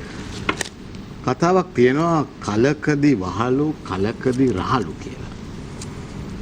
ඔය දොන් ජුවන් ධර්මපාල කියන කතාව ඉස්සෙල්ලාම ආවේ එතුමාගේ කලින් නායකයා රනිල් වික්‍රමසිංහ මහත්තයාට. රනිල් වික්‍රමසිංහ මහත්තයාට දොන් ජුවන් ධර්මපාල කියන නාමය ආදමින් ප්‍රසිද්ධියේ කතා කරේ දැන් මෙතුමන්ලා සමග සමගි ජන බලවේගයේ ඉන්න පාටලී චම්පික රණවක කියන හිටපු ඇමතිතුමා. දැන් ඉතින් ඒක ආයෙත් හරවලා දොන් ජුවන් ධර්මපාල මේ පාලනයට ඇඳන්න හදනවා. ඒක ඉතිහාසය ජනතාව තීරණය කරයි. මට කියන්න තියෙන්නේ විජය බණ්ඩාර මැතිතුමත් ඒ වගේම අපේ හිටපු අමාත්‍යතුමත් බොහෝ වෙලාවට උන්ගේ තර්කයන් ගොඩනගන්නේ මේ රටේ සම්පත් සම්බන්ධයෙන් ඒවා අවභාවිතා වෙනවා භූමිය සම්බන්ධ සම්පත් ගැන. ඒක ඉතා වැදගත්. නමුත් විශේෂයෙන්ම ඊට අමතරව එහා ගිය කාරණා කීපයක් මම මතක් කරනවා. මේ විශේෂයෙන්ම නීතිය බලගන්වීමේදී එක නීතියක් සම්පාදනය කිරීමේදී අපිට තියෙන ප්‍රායෝගික ගැටලු එකක් තමයි ප්‍රධාන වශයෙන්ම දේශපාලන ක්ෂේත්‍රයේ නීතියට කරන බලපෑම. මම ඔබට කියන්නම් 2015 මාර්තු මාසයේ 17 වෙනිදා පාර්ලිමේන්තුව අමතමින් අපි අර මම නෙවෙයි අර දොන් ජුවන් ධර්මපාල මැතිතුමායයි රජතුමායයි කියවපු රනිල් වික්‍රමසිංහ මහත්මයා එතුමා අමතමින් කරපු කතාව. 2015 මාර්තු 17 ඉතා දීර්ඝ කතාවක්. මම මේකේ සාරාංශයේ දෙවැනි පිටුවේ ගේනවා. මහ බැංකු අධිපතිවරයා ටෙන්ඩර් මණ්ඩලයේ කටයුතු වලට මැදිහත් වූවායයි චෝදනාව පදනමෙන් තොරයි. ඉන් පසුව ටෙන්ඩර් මණ්ඩලය ඔවුන්ගේ නිර්දේශ ඉදිරිපත් කළා. ඒ නිර්දේශ කිසිදු වෙනස්කමකින් තොරව මහ බැංකු අධිපතිවරයා අනුමත කළා. මේ කතා කරන්නේ රනිල් වික්‍රමසිංහ හිටපු අගමැතිතුමා. පාර්ලිමේන්තුවේදී කවුරු ආරක්ෂා කරන්නද? මහ බැංකුව හොරකම කරපු මහ බැංකුව හොරකම පිළිබඳව තමන් විසින් පත් කරපු පිටිපන කමිටුව පත් කරපු රනිල් වික්‍රමසිංහ මහත්තයා මහ බැංකුවේ මහ හොරාව ආරක්ෂා කරන්න පාර්ලිමේන්තුවේ වෙලාව ගත්ත විදිය.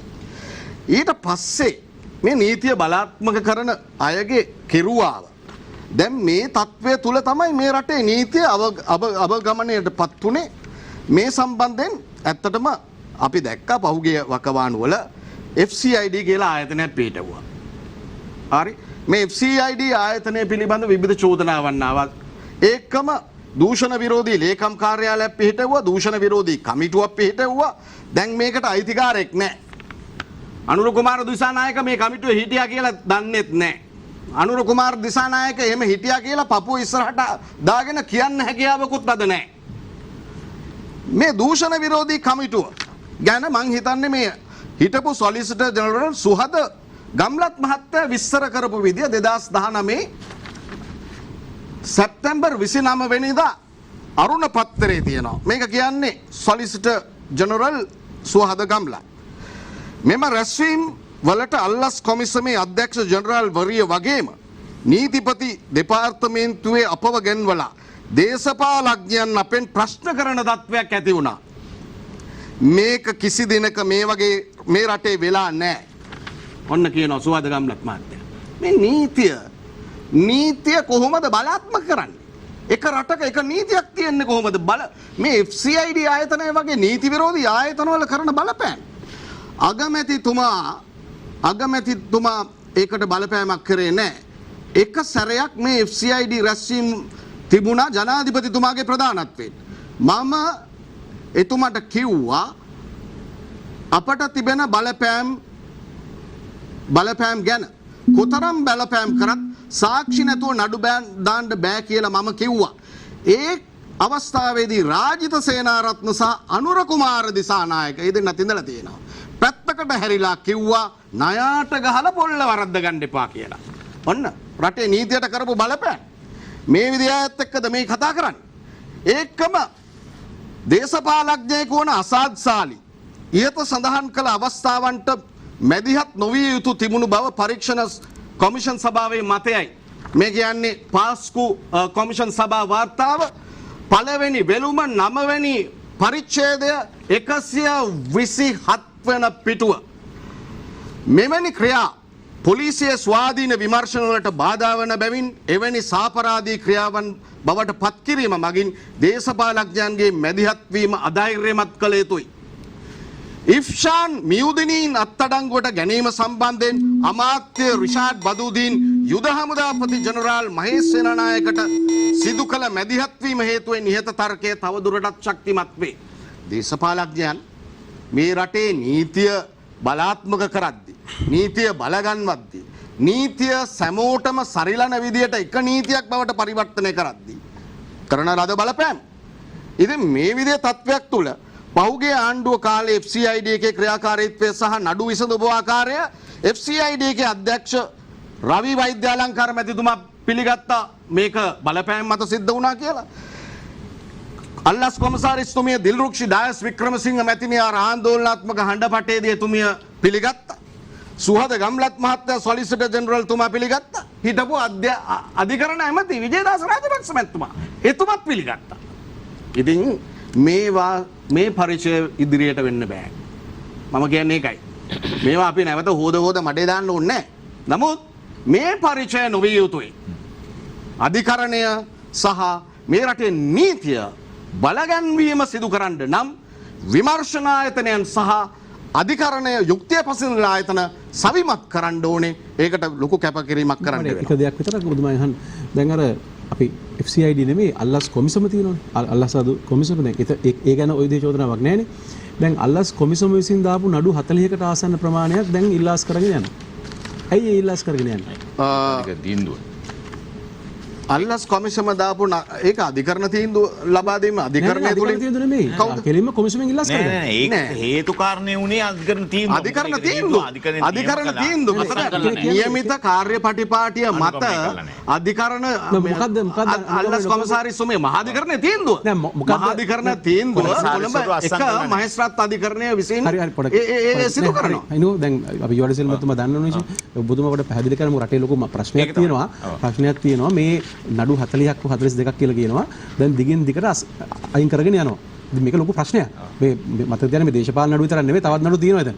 එතකොට දැන් ඇයි ඒකට ප්‍රධානම හේතුව වෙලා තියෙන්නේ ඒ පනතේ නඩු පැවරින ආකාරය පිළිබඳව පැහැදිලි ප්‍රතිපාදනයක් තියෙනවා. ඒ ප්‍රතිපාදනය අනුගමනය කරන්නේ නැතුව ඒ අය කරපු දේ ඒකට අල්ලස් කොමසාරිස් ජෙනරාල්තුමාට හිතුමතේ නඩු දාන්න බෑ. ඒකට ඉන්නවා වෙනම තිදෙනෙක්. ඒ කොමසාරිස්වරු තිදෙනාගේ අනුමැතිය නැතිව ඔවුන්ගේ අසරෙන් නැතුව එසේ කිරීම නීති විරෝධී කියලා පනතට පටහැනී කියලා තීන්දුවක් දුන්නා. ඒ තීන්දුව ඊට පස්සේ අභියෝග වෙලා නැහැ. ඒ අනුව තමයි අස් කරන්නේ. දැන් කියන්නේ දැන් ඔය තීන්දුව දීලා තියෙන්නේ මහාධිකරණයෙන් කියනවා නඩු කීපයකදී කියලා තියෙනවා කොමසාරිස්වරු අසං කරන්න ඕන කියලා. හරි. ඒ පනතට හරි. ඒතකොට දැන් ඒ කාර්යපටිපාටිමේ දෝෂයක් නේ. නිදහස් වීමක් විතරයි. හරි. එතකොට දැන් ඔය නඩු වලින් ඔය නඩු නැවත නිසි ක්‍රමයට පවරනවද නැද්ද? ඒක කළ යුතුයි. ඔබතුමා දන්නවා හොඳටම නිදහස් කිරීම කියන වචනේ දාන්න. සමහර ප්‍රවෘත්තරවල නිදොස් කිරීම දාලා තිබ්බට ඒක නෙවෙයි. හැබැයි නැවත පවරන්න හැකියාව තියෙනවා. දැන් රජයේ ප්‍රතිපත්තියක් වශයෙන් පිළිගන්නවා ඒ නඩු නැවත පවරනවා. ඒ පවරිය යුතුයි. ඒක කළ යුතුයි අනිවාර්යයෙන්. ඒකට කොමිසමක්ෙන් පත් කරේ නැත්තේ ඒ වගේම ඊට උණුපුරයක් ඔබතුමන්ගේ අවස්ථාව තියෙන අපි ඔහොම අදහස් දෙකකට මට ඒකට තව එකක් කියන්න ඕන. අල්ලස් කොමිසමට අපිත් ගිහිල්ලා පැමිණිලි ඉදිරිපත් කරා පසුගිය ආණ්ඩුව කාලේ. මම ඒවා ගැන ඉදිරියේදී විනාඩි දෙකේදී මම කියන්නම්. හැබැයි ඒකකටවත් තාම කිසිම පරීක්ෂණයක් නැහැ. එහෙම නෙමෙයි නීතිපති දෙපාර්තමේන්තුවේ ෆයිල් වල කොළ ගලවපු අයවත් නිදහස් වෙනවා. ඒකයි මේ ප්‍රශ්නේ තියෙන්නේ. මේ අපි හැමෝම විශ්වාස කරන උත්තරීතර තැන්වල මේ නඩුව ගොනුවේ ෆයිල් වල කොළ ගලවපු අයත් ඔය තාක්ෂණික හේතු මත නිදහස් වෙනවා. අපි දැනගන්න ඕනේ හරි ක්‍රමයට නැවත නඩු දානවද නැද්ද කියලා. එච්චරයි. ඒ කියන්නේ මේ පෞද්ගලික ප්‍රශ්න නෙමෙයි මේවා. මේවා දේශපාලන ප්‍රශ්නත් නෙමෙයි. හරි මේවා දේශපාලන ප්‍රශ්නත් නෙමෙයි. හරි එතකොට මේ අපි නීතිඥයෝ හැටියට සහ නීතියේ ආධිපත්‍ය වෙනුවෙන් පෙනී හිටපු මිනිස්සු හැටියට අපිට ඒකට කැක්කුමක් තියෙනවා. ඒක අහන්න. අනිවාර්යයෙන්. ස්තෝපතුමන්ගේ අවස්ථාව. ඔව්. ගොඩක් වෙලාවට දැන් මාත් සම්බන්ධ වුණු නීති ප්‍රතිසංස්කරණ ගරු අධිකරණ මැතිතුමා විසින් කරපු දේවල් පිළිබඳ යුආර් සිල්වා මහතා සඳහන් කරා. අද මාතෘකාව එක රටක් එක නීතියක්. එතකොට ඒක අමාත්‍යාංශයක උද්‍යෝගිමත් ඇමතිවරයෙක් යම් යම් පියවර ගනිමින් ඉන්න බව මම ප්‍රසිද්ධිය පිළිගන්නවා. ඒක ගැන විතරයි යුආර් සිල්වා මහතා ගොඩක් වෙලාවට කතා කරන්නේ. ඔය එක රටක් එක නීතියක් කිව්වම අධිකරණ අමාත්‍යාංශයේ නීතිය තමයි. ඒක ව්‍යවස්ථාව කියවන එක නෙමෙයි. ඔබතුමා ව්‍යවස්ථාව කියුවේ. නීති ප්‍රතිසංස්කරණ හැම ආණ්ඩුවක්ම කරලා තියෙනවා. නීති ප්‍රතිසංස්කරණ 1948 ඉඳලා ආපු හැම ආණ්ඩුවක්ම මේ විදිහට කරලා නැහැ. ඒක පැහැදිලිව අපි කියන්න ඕනේ. ආණ්ඩුවක්ම කරනවා. ඒවා හොඳ ඒවා අපි හොඳයි කියලා පිළිගන්නවා. නමුත් අපි අද කතා කරන්නේ මේ අහගෙන ඉන්නේ එක රටක් එක නීතියක් කියන සංකල්පය කොහොමද දැනෙන්නේ කියන එක පුරවැසියෝ. එතකොට දැන් කතා වුණා පහුගිය ආණ්ඩුවේ නීතිය නැමීම පිළිබඳ ටිකක් දැන් FCID ගැන විස්තර කරා. එතකොට එතන එහෙනම් නීතිය එතරම් නැමිලා තියෙනවා. එතකොට දැන් මෙන්න මේ වර්තමාන කාලේ දැන් විල්මා සමාගම පිළිබඳ අරගත්ත පියවර මොකක්ද? එතකොට පොල් තෙල් පිළිබඳ වංචාවක් පිළිබඳව ගත්ත පියවර මොකක්ද? සීනි බදු වංචාවක් පිළිබඳ ගත්ත පියවර මොකක්ද? කුරුණෑගල නටබුන් කඩපු නඩුවේ අද තත්ත්වය කුමක්ද? එතකොට වැලිගොඩ දැබීම ජල දූපත් ජල නිදි හරවීම ඒවයි ගොඩනැගිලි ඉදි කිරීම වනාන්තර විනාශ කිරීම සම්බන්ධයෙන් ගත්ත පියවර මොනවද? ඊළඟට මේ වගේ කාරණා ගණනාවක් මහා බැංකු බැඳුම් කර පිළිබඳ දේශපාලන වේදිකාවේ කෑමොර දීලා ගත්ත පියවර මොනවද? ඒතර මේ වගේ විශාල ප්‍රශ්න ටිකක් තියෙනවා. මිනිස්සුන්ට පේනවා මේ ශේෂ්ඨවල එක පියවරක්වත් ගන්නෙ නැහැ.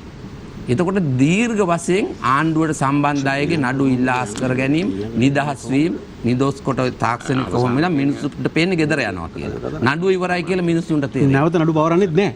එතකොට එහෙම දෙයක් මේක වෙනකොට මේ රටේ මිනිහෙකුට හදවතින් විශ්වාස කරන්න පුළුවන්ද එක රටක් එක නීතියක් කියලා?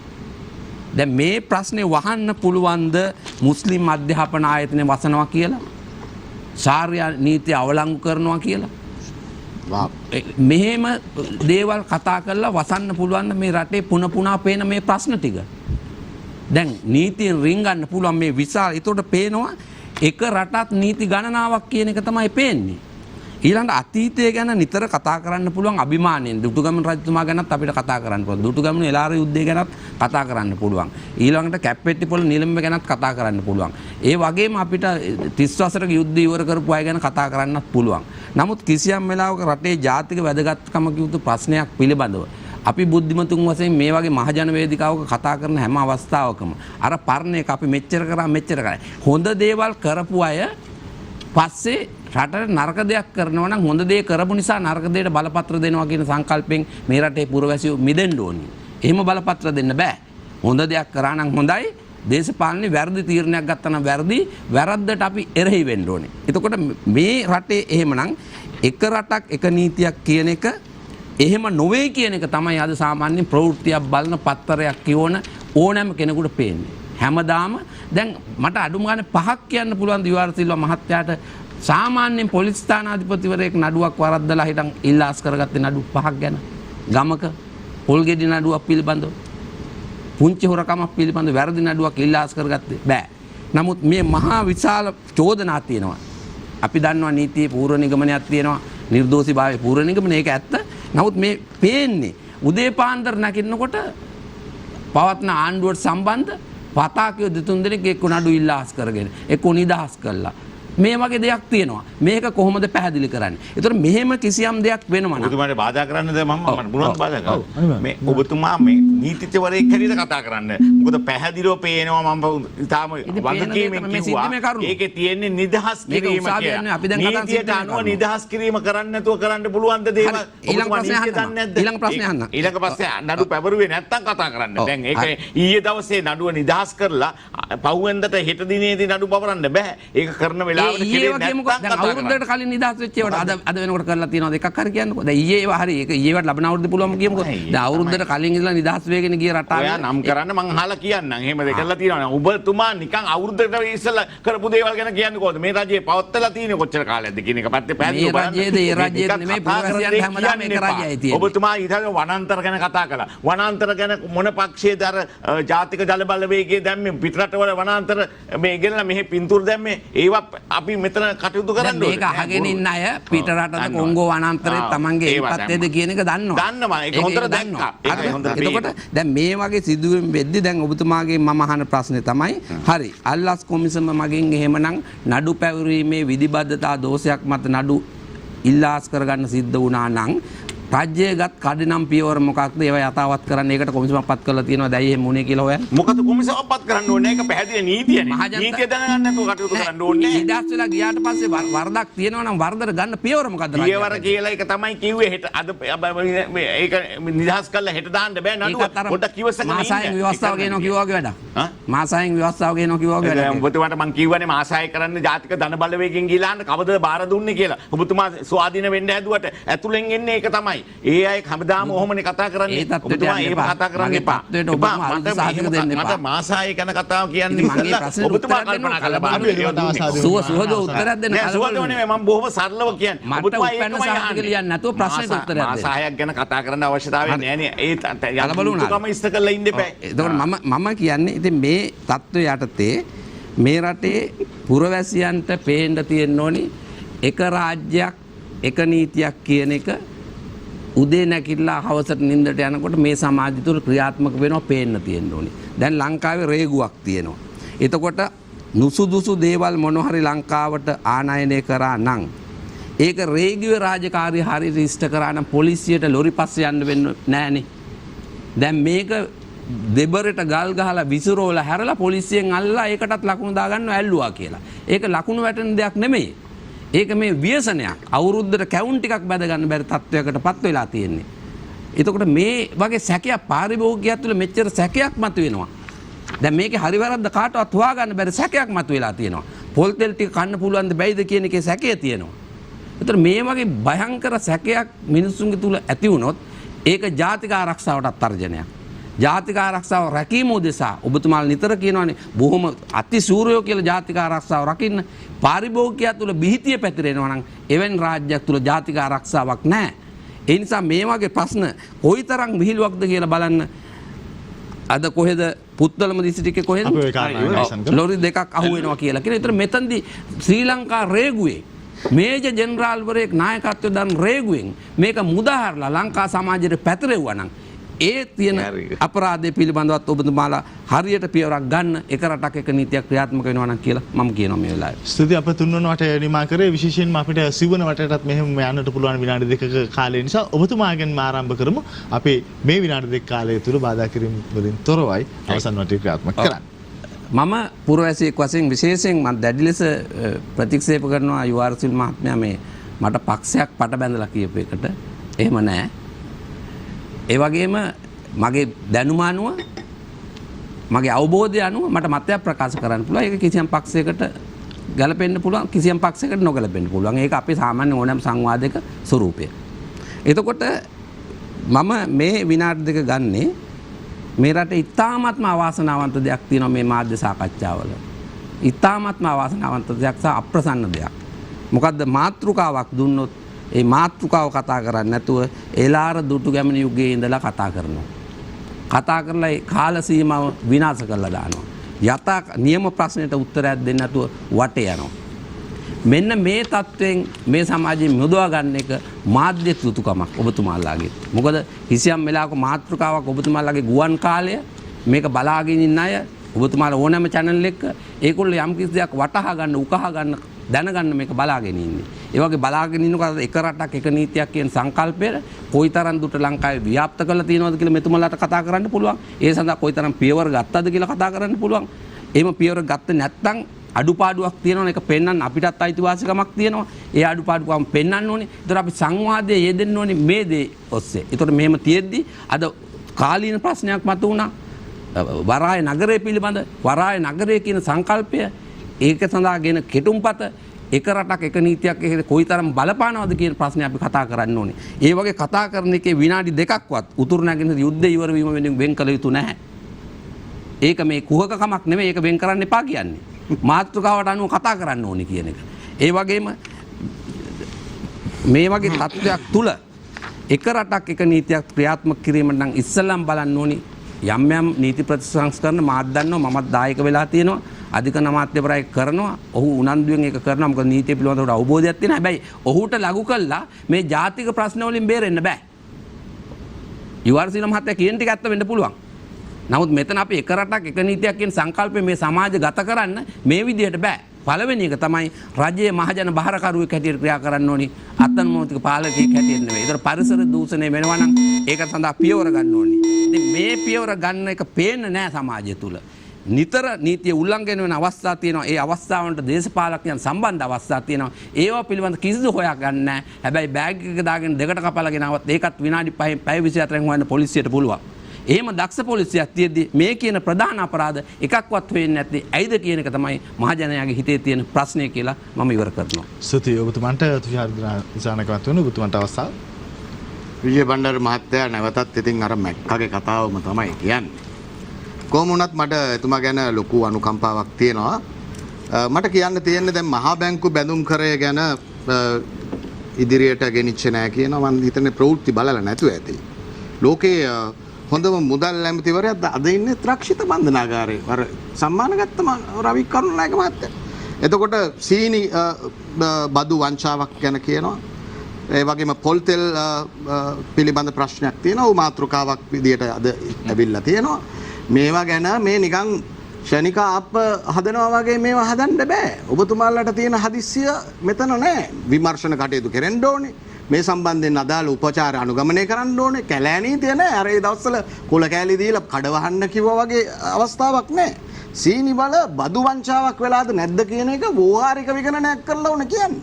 මේකේ තත්ත්වය ගැන. ඒ නිසා මේ කන තලියේ කිඹුල්ලෝ දකින මේ ප්‍රතිපත්තිය හැමදාම ඒ ප්‍රතිපත්තියට අවනත වීම ගැන මට හරි කනගාටුයි.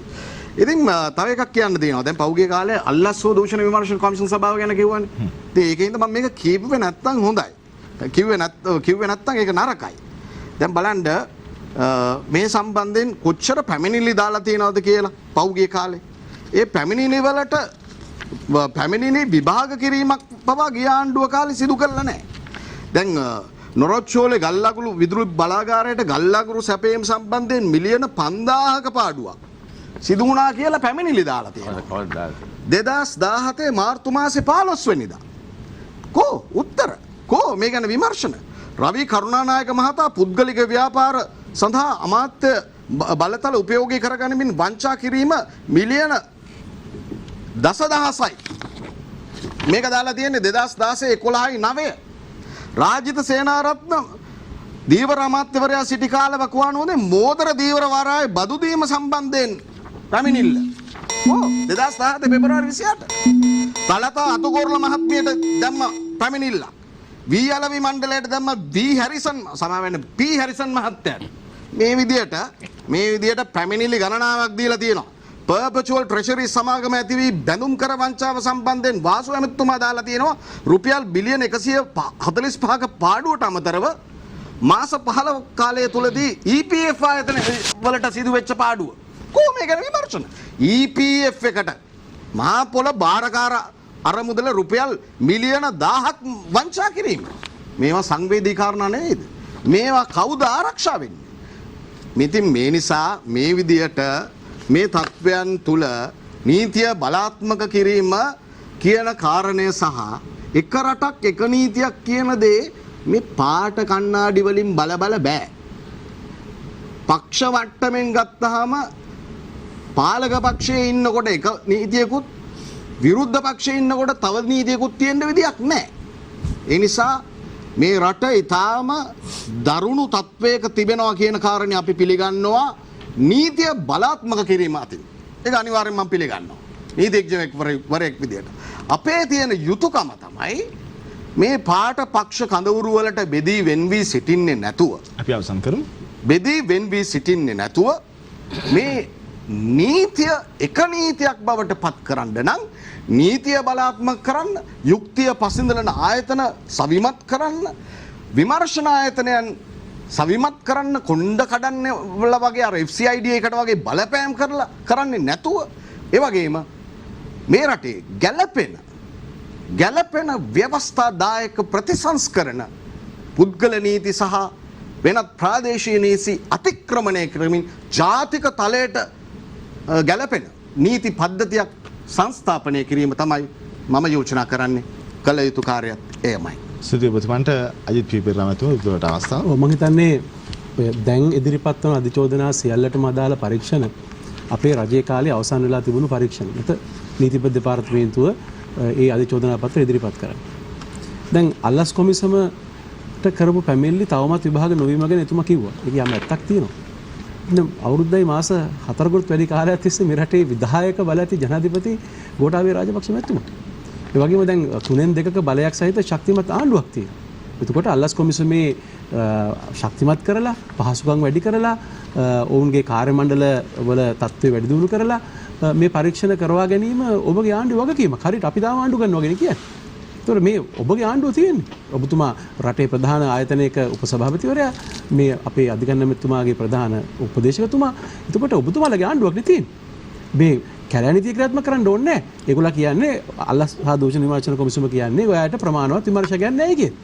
ඒ අය කියන්නේ ඒගොල්ලන්ට අවශ්‍ය පහසුකම් නැහැ කියලා, වාහන නැහැ කියලා. එතකොට මේ පහසුකම් ටික දීලා පරීක්ෂණ ඉක්මන් කරන්න. අනිත් කාරණේ තමයි මම හොඳාකාරව දන්නවා මේ ප්‍රධාන පෙළේ පුද්ගලයන්ට විරුද්ධව නඩු තීන්දුව දෙන්න ඔන්න මෙන්න තිබිච්ච මේ අල්ලස් සහ දූෂණ විමර්ශන කොමිසමෙන් පවරපු නඩුවල අධිචෝදනා පත්‍ර ඉල්ලාස් කරගන්නවා. හරි, එතකොට එහෙම ඒවා මට ආරංචියට 40කට වැඩි ප්‍රමාණයක් දැන් ඉල්ලාස් කර ගැනීමට නියමිතයි. එතකොට මේ ප්‍රමාණය දැන් ඔබතුමාලට යුතුයකමක් තියෙන රටේ මිනිස්සුන්ගේ විශ්වාසය ඇති කරන්න. මොකද පොඩි මිනිස්සු කියන්නේ මේකනේ. දැන් අපි දැන් මම නීතිඥ වෘත්තිය දෙනවා. එතකොට අපෙන් අහන මිනිස්සු බලන්නකො සර්. අරමුතුමා නිදහස් කළානේ.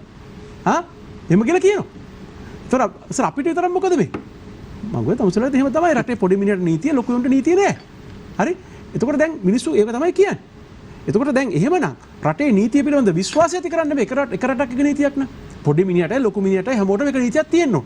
ඒ නිසා ඔය තාක්ෂණික හේතු මතයි කියලා අස් කරගන්න ඒ නඩු වහාම පවරන්න පුළුවන්. මොකද ආපහු ඔය පැවරීමට අදාළ ලේඛනයේට කොමසාරිස්වරු අස්සම් කරන විතරයි තියෙන්නේ.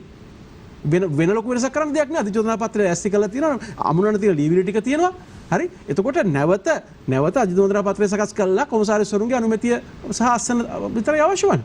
එහෙනම් කරුණාකරලා ඔය අස් කරගත්ත නඩු දැන් මාස ගාණක් තිස්සේ අස් කරගෙන යන නඩුවල එකක් දෙකක්වත් දාලා පෙන්නන්නකෝ තියෙන සත්භාවය. මම ඔබතුමාට කියන්නේ මේ පිළිබඳව නීතිය ප්‍රකාරව සුදුසු අයගේ අවධානය යොමු කරන්න කියලා. මේ ඒක එච්චරයි මම කියන්නේ. අන්න එදාට අපිට කියන්න පුළුවන් මේක සත්භාවයක් තියෙනවා කියලා. එහෙම කරන්නේ නැති තාක් දුරට මේ චෝදනා අස්කරගෙන යන තත්ත්වය තුළ මේ රටේ පොඩි මිනිහා විශ්වාස කරනවා රටේ නීතියක් නැහැ, යුක්තියක් නැහැ, එක රටක් එක නීතියක් නෙමෙයි, ලොකු මිනිහට එකක් අපිට එකක් කිය. ඒ වගේම මේක මේ ජාති ආගම ප්‍රශ්නයක් නෙමෙයි, මේක බලය තිබීම නැතිවීම පිළිබඳ ප්‍රශ්නයක්. කවරදාකවත් ওই සීනි ප්‍රශ්න ගැන පරීක්ෂණ පටන් ගන්නෙත් නෑ, අපරාධ පරීක්ෂණය. හරි, කවදක්වත් පොල් තෙල් ප්‍රශ්න ගැන අපරාධ පරීක්ෂණ පවත්වන්නේ නෑ. හරි, ඒවට හේතුව ඒවායේ අයිතිකරුවන් මේ රටේ පාලනය සමග ඍජුව බැඳුම් ඇති කර පුද්ගලයෝ. අද ඉදා නෙමෙයි, එදා ඉඳලා. එතකොට ඒ නිසා යථාර්ථය ඕකයි. අපි අවසන්. ඒ නිසා ඒ වගේම කියන්න අවශ්‍යයි මේ රටේ අනාගතය වෙනුවෙන් විශේෂයෙන්ම මේ කොළඹ වරාය නගරය ආර්ථික කොමිෂන් සභාව පනත් කෙටුම්පත පිළිබඳව සියලුම පක්ෂවල ඉන්න ගරු මන්ත්‍රීවරුනි හෘද සාක්ෂි අනුව හොයලා බලලා කරුණාකරලා පනත කියවලා බලලා මේ තියෙන බැරෑරුම්කම තේරුම් ගන්න. එදා පෘතුගීසීන්ට අපි අර ගෙරිහමක් එලා ගන්නට ඉඩ පමණයි ඕන් ඉල්ලුවේ. ගෙරිහමක් එලා ගන්නට ඉඩ ඉල්ලපු පෘතුගීසීන් අපේ රටට කරපු දේ අපි දන්නවා. ඒ තත්ත්වය ඇති වෙන දෙන්න එපා. චීනය සමග ගණදුණු කිරීම අන්තරා කරයි. චීන ගැට ලෝකෙ හැමතැනම ගැහෙනවා. ඒක තමයි බංගලාදේශයේ විදේශ ඇමතිවරයා කිව්වේ. ලංකාවට වෙච්ච දේ, ජිබුටි රාජ්‍යයට වෙච්ච දේ අපි දන්නවා. ඒක නිසා අපි ඒ ගැටේට අහු වෙන්නේ නැහැ කියලා. ඒක තමයි යථාර්ථය. මේක ඊටාම බරපතල දෙයක්. මේ ගැටවලට අහු වෙලා රටේ නීති හැදුවට පස්සේ චීනයේ තිබෙන බලවන්ත භාවයත් එක්ක අපට ආපසු හැරෙන්න බෑ. ඒක තමයි යථාර්ථය. නිසා කරුණාකරලා මේ ගැටේට අහු වෙන්න එපා. විශේෂ නීතියක් අවශ්‍යයි. ඒ නීති අවශ්‍ය වන්නේ වැඩේ ප්‍රමාණයට පමණයි. ස්තුතියි ඔබතුමන්ට යුවද්දසිලා මහත්මයා, ඔබතුමන්ට අවස්ථාව තිබුණා සංවාදේ නිමා කරන්න. මම හිතනවා අපි අද සාකච්ඡා කරපු දේ වැදගත්ම දේ තමයි මාතෘකාව මොකක්ද කියන එක අවබෝධ කරලා දීමට දරපු උත්සාහය අපේ විජේ බණ්ඩාර මැතිතුමා. එතුමා මාතෘකාව හැටියට සඳහන් කරපු දේ එතුමා නැවත වරක් මතක් කළොත් ඒක තියෙන්නේ එක රටක් එක නීතියක් කියලා. නමුත් අවුරුද්දට පොල් තෙල් කන්න නැති එක, අවුරුද්දට කැවුම් කන්න පොල් තෙල් නැති එක නෙමෙයි එක රටක් එක නීතියක් කියලා කියන්නේ. ඒ වගේ දේවල් කතා කරමින් අනිත් අයට ඇඟිලි දික් කරන එකවත් නැත්තම් ව්‍යවස්ථාවේ වගන්ති ටික මහ ජනතාවට නැවත කියලා දීමක් නෙමෙයි අපි බලාපොරොත්තු වෙන්නේ. මම නම් මෙතන පැහැදිලිව පෙන්눔 කරලා තිබ්බේ එක රටක් එක නීතියක් කර ගැනීම සඳහා හොඳම උදාහරණය තමයි අධිකරණ අමාත්‍යාංශය. ඒ අධිකරණ අමාත්‍යාංශයේ මේ දක්වා අනුගමනය කළ ක්‍රියාපටිපාටිය එකක්වත් වැරදි කියලා එතුමාට කියන්න විදියක් තිබුණේ නැහැ. ඉතින් ඒ නිසා මට ඒක පැහැදිලිව කියන්න ඕන දේ කරපු දෙයට අවස්ථාව ලබා දීම ගැන මම සතුටු වෙනවා. ඊළඟට මේ නඩු නිදහස් කිරීම සහ නිදොස් කිරීම කියන එක එතුමාට පැහැදිලි කරලා හොඳට කියන්න තිබුණා. එක රටක් එක නීතියක් වෙනකොට නිදහස් කිරීම කියන එකෙන් අදහස් කරන්නේ තාක්ෂණික දෝෂයක් මත නිදහස් වීමයි. ඊට පසුව ඒ නඩු විභාගයෙන් පසුව නිදොස් කොට නිදහස් කිරීම කියන එක තමයි ඊට පස්සේ වැදගත් වෙන දේ මොකක්ද කියන එක දැනගන්න. මේ පුද්ගලයා සම්පූර්ණ නිදොස් වීම. ඒතර අපි දැක්කා විශේෂ මහාධිකරණ පවරලා එක රැයක් තිස්සේ සමහර පුද්ගලයන්ව මහ රැය 11ට පමණ ඉදිරිපත් කළා. ඒ අයව මේ බන්ධනාගාර ගත කළා තියලා පසුව නඩුව විභාගයට ගත්තාම මොකද වුනේ?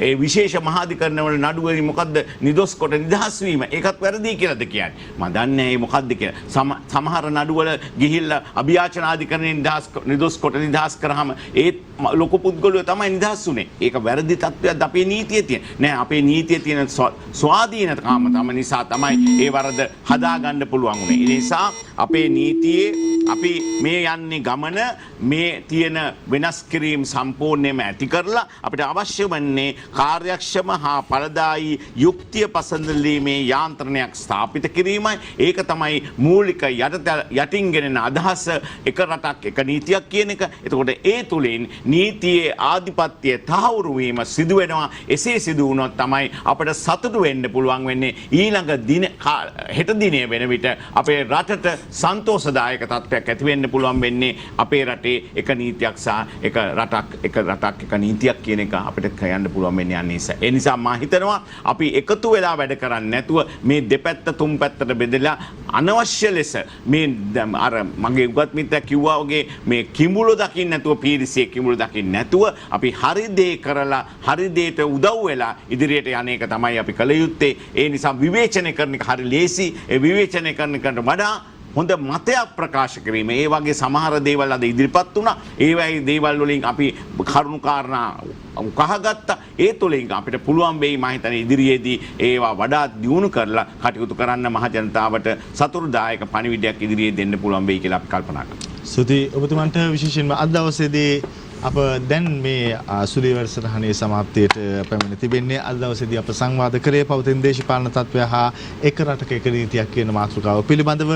ඒ සංවාදයට එක්වුණු අධිකරණ අමාත්‍යාංශයේ ජ්‍යෙෂ්ඨ උපදේශක ජනාධිපති නීතිඥ යුවර්ධ සිල්වා මහත්මයාට අපි බෙහෙවින්ම ස්තුතිවන්ත වෙනවා. ඒ වගේම සමගි ජන බලවේගයේ ප්‍රධාන විධායක හිටපු අමාත්‍ය නීතිඥ අජිත් පීපෙරේරා මහත්මයාට අපි බෙහෙවින්ම ස්තුතිවන්ත වෙනවා. ඒ වගේමයි පියුතුරු හෙළවුරුමේ ප්‍රචාරක ලේකම් නීතිඥ තුෂාර දිසානායක මහත්මයාට අපි බෙහෙවින්ම ස්තුතිවන්ත වෙනවා. ඒ වගේම ස්වාධීන නීතිඥයෙකු වශයෙන් අද දවසේදී මේ සංවාදයට එක්වුණු ජේ.එම්. විජය බණ්ඩාර මහත්මයාට අපි බෙහෙවින්ම ස්තුතිවන්ත වෙනවා. ඔබ තිදෙනාට බෙහෙවින්ම ස්තුතියි. ඒ වගේම අපේ නරඹු ඔබටත් බෙහෙවින්ම ස්තුතියි. ඔබ අලුත් මාසයකට දැන් ප්‍රවිෂ්ඨ වී තිබෙන්නේ අලුත් දිනයක් සමගම මේ භාග්‍යවන්තයින්ගේ මාසය මේ ලැබූ මාසය ඔබට යහපත් මාසයක් වේවා. ලැබූ දිනය යහපත් දිනයක් වේවා. අපි ලබන සතියේත් මුණ ගැසමු. දේශපාලනයේ කැළඹෙන කතා කරන්නට කැළඹෙන දේශපාලන කතාව සුලිය සමග.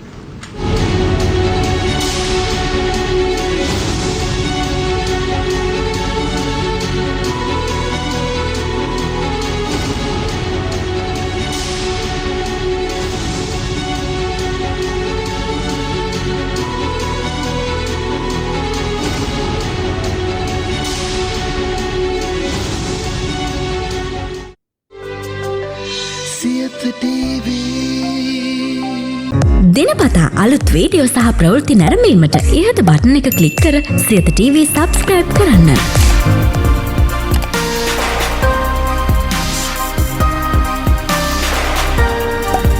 අලුත් වීඩියෝ ගැන මුලින්ම දැනගන්න මෙම සීනුව ක්ලික් කරන්න.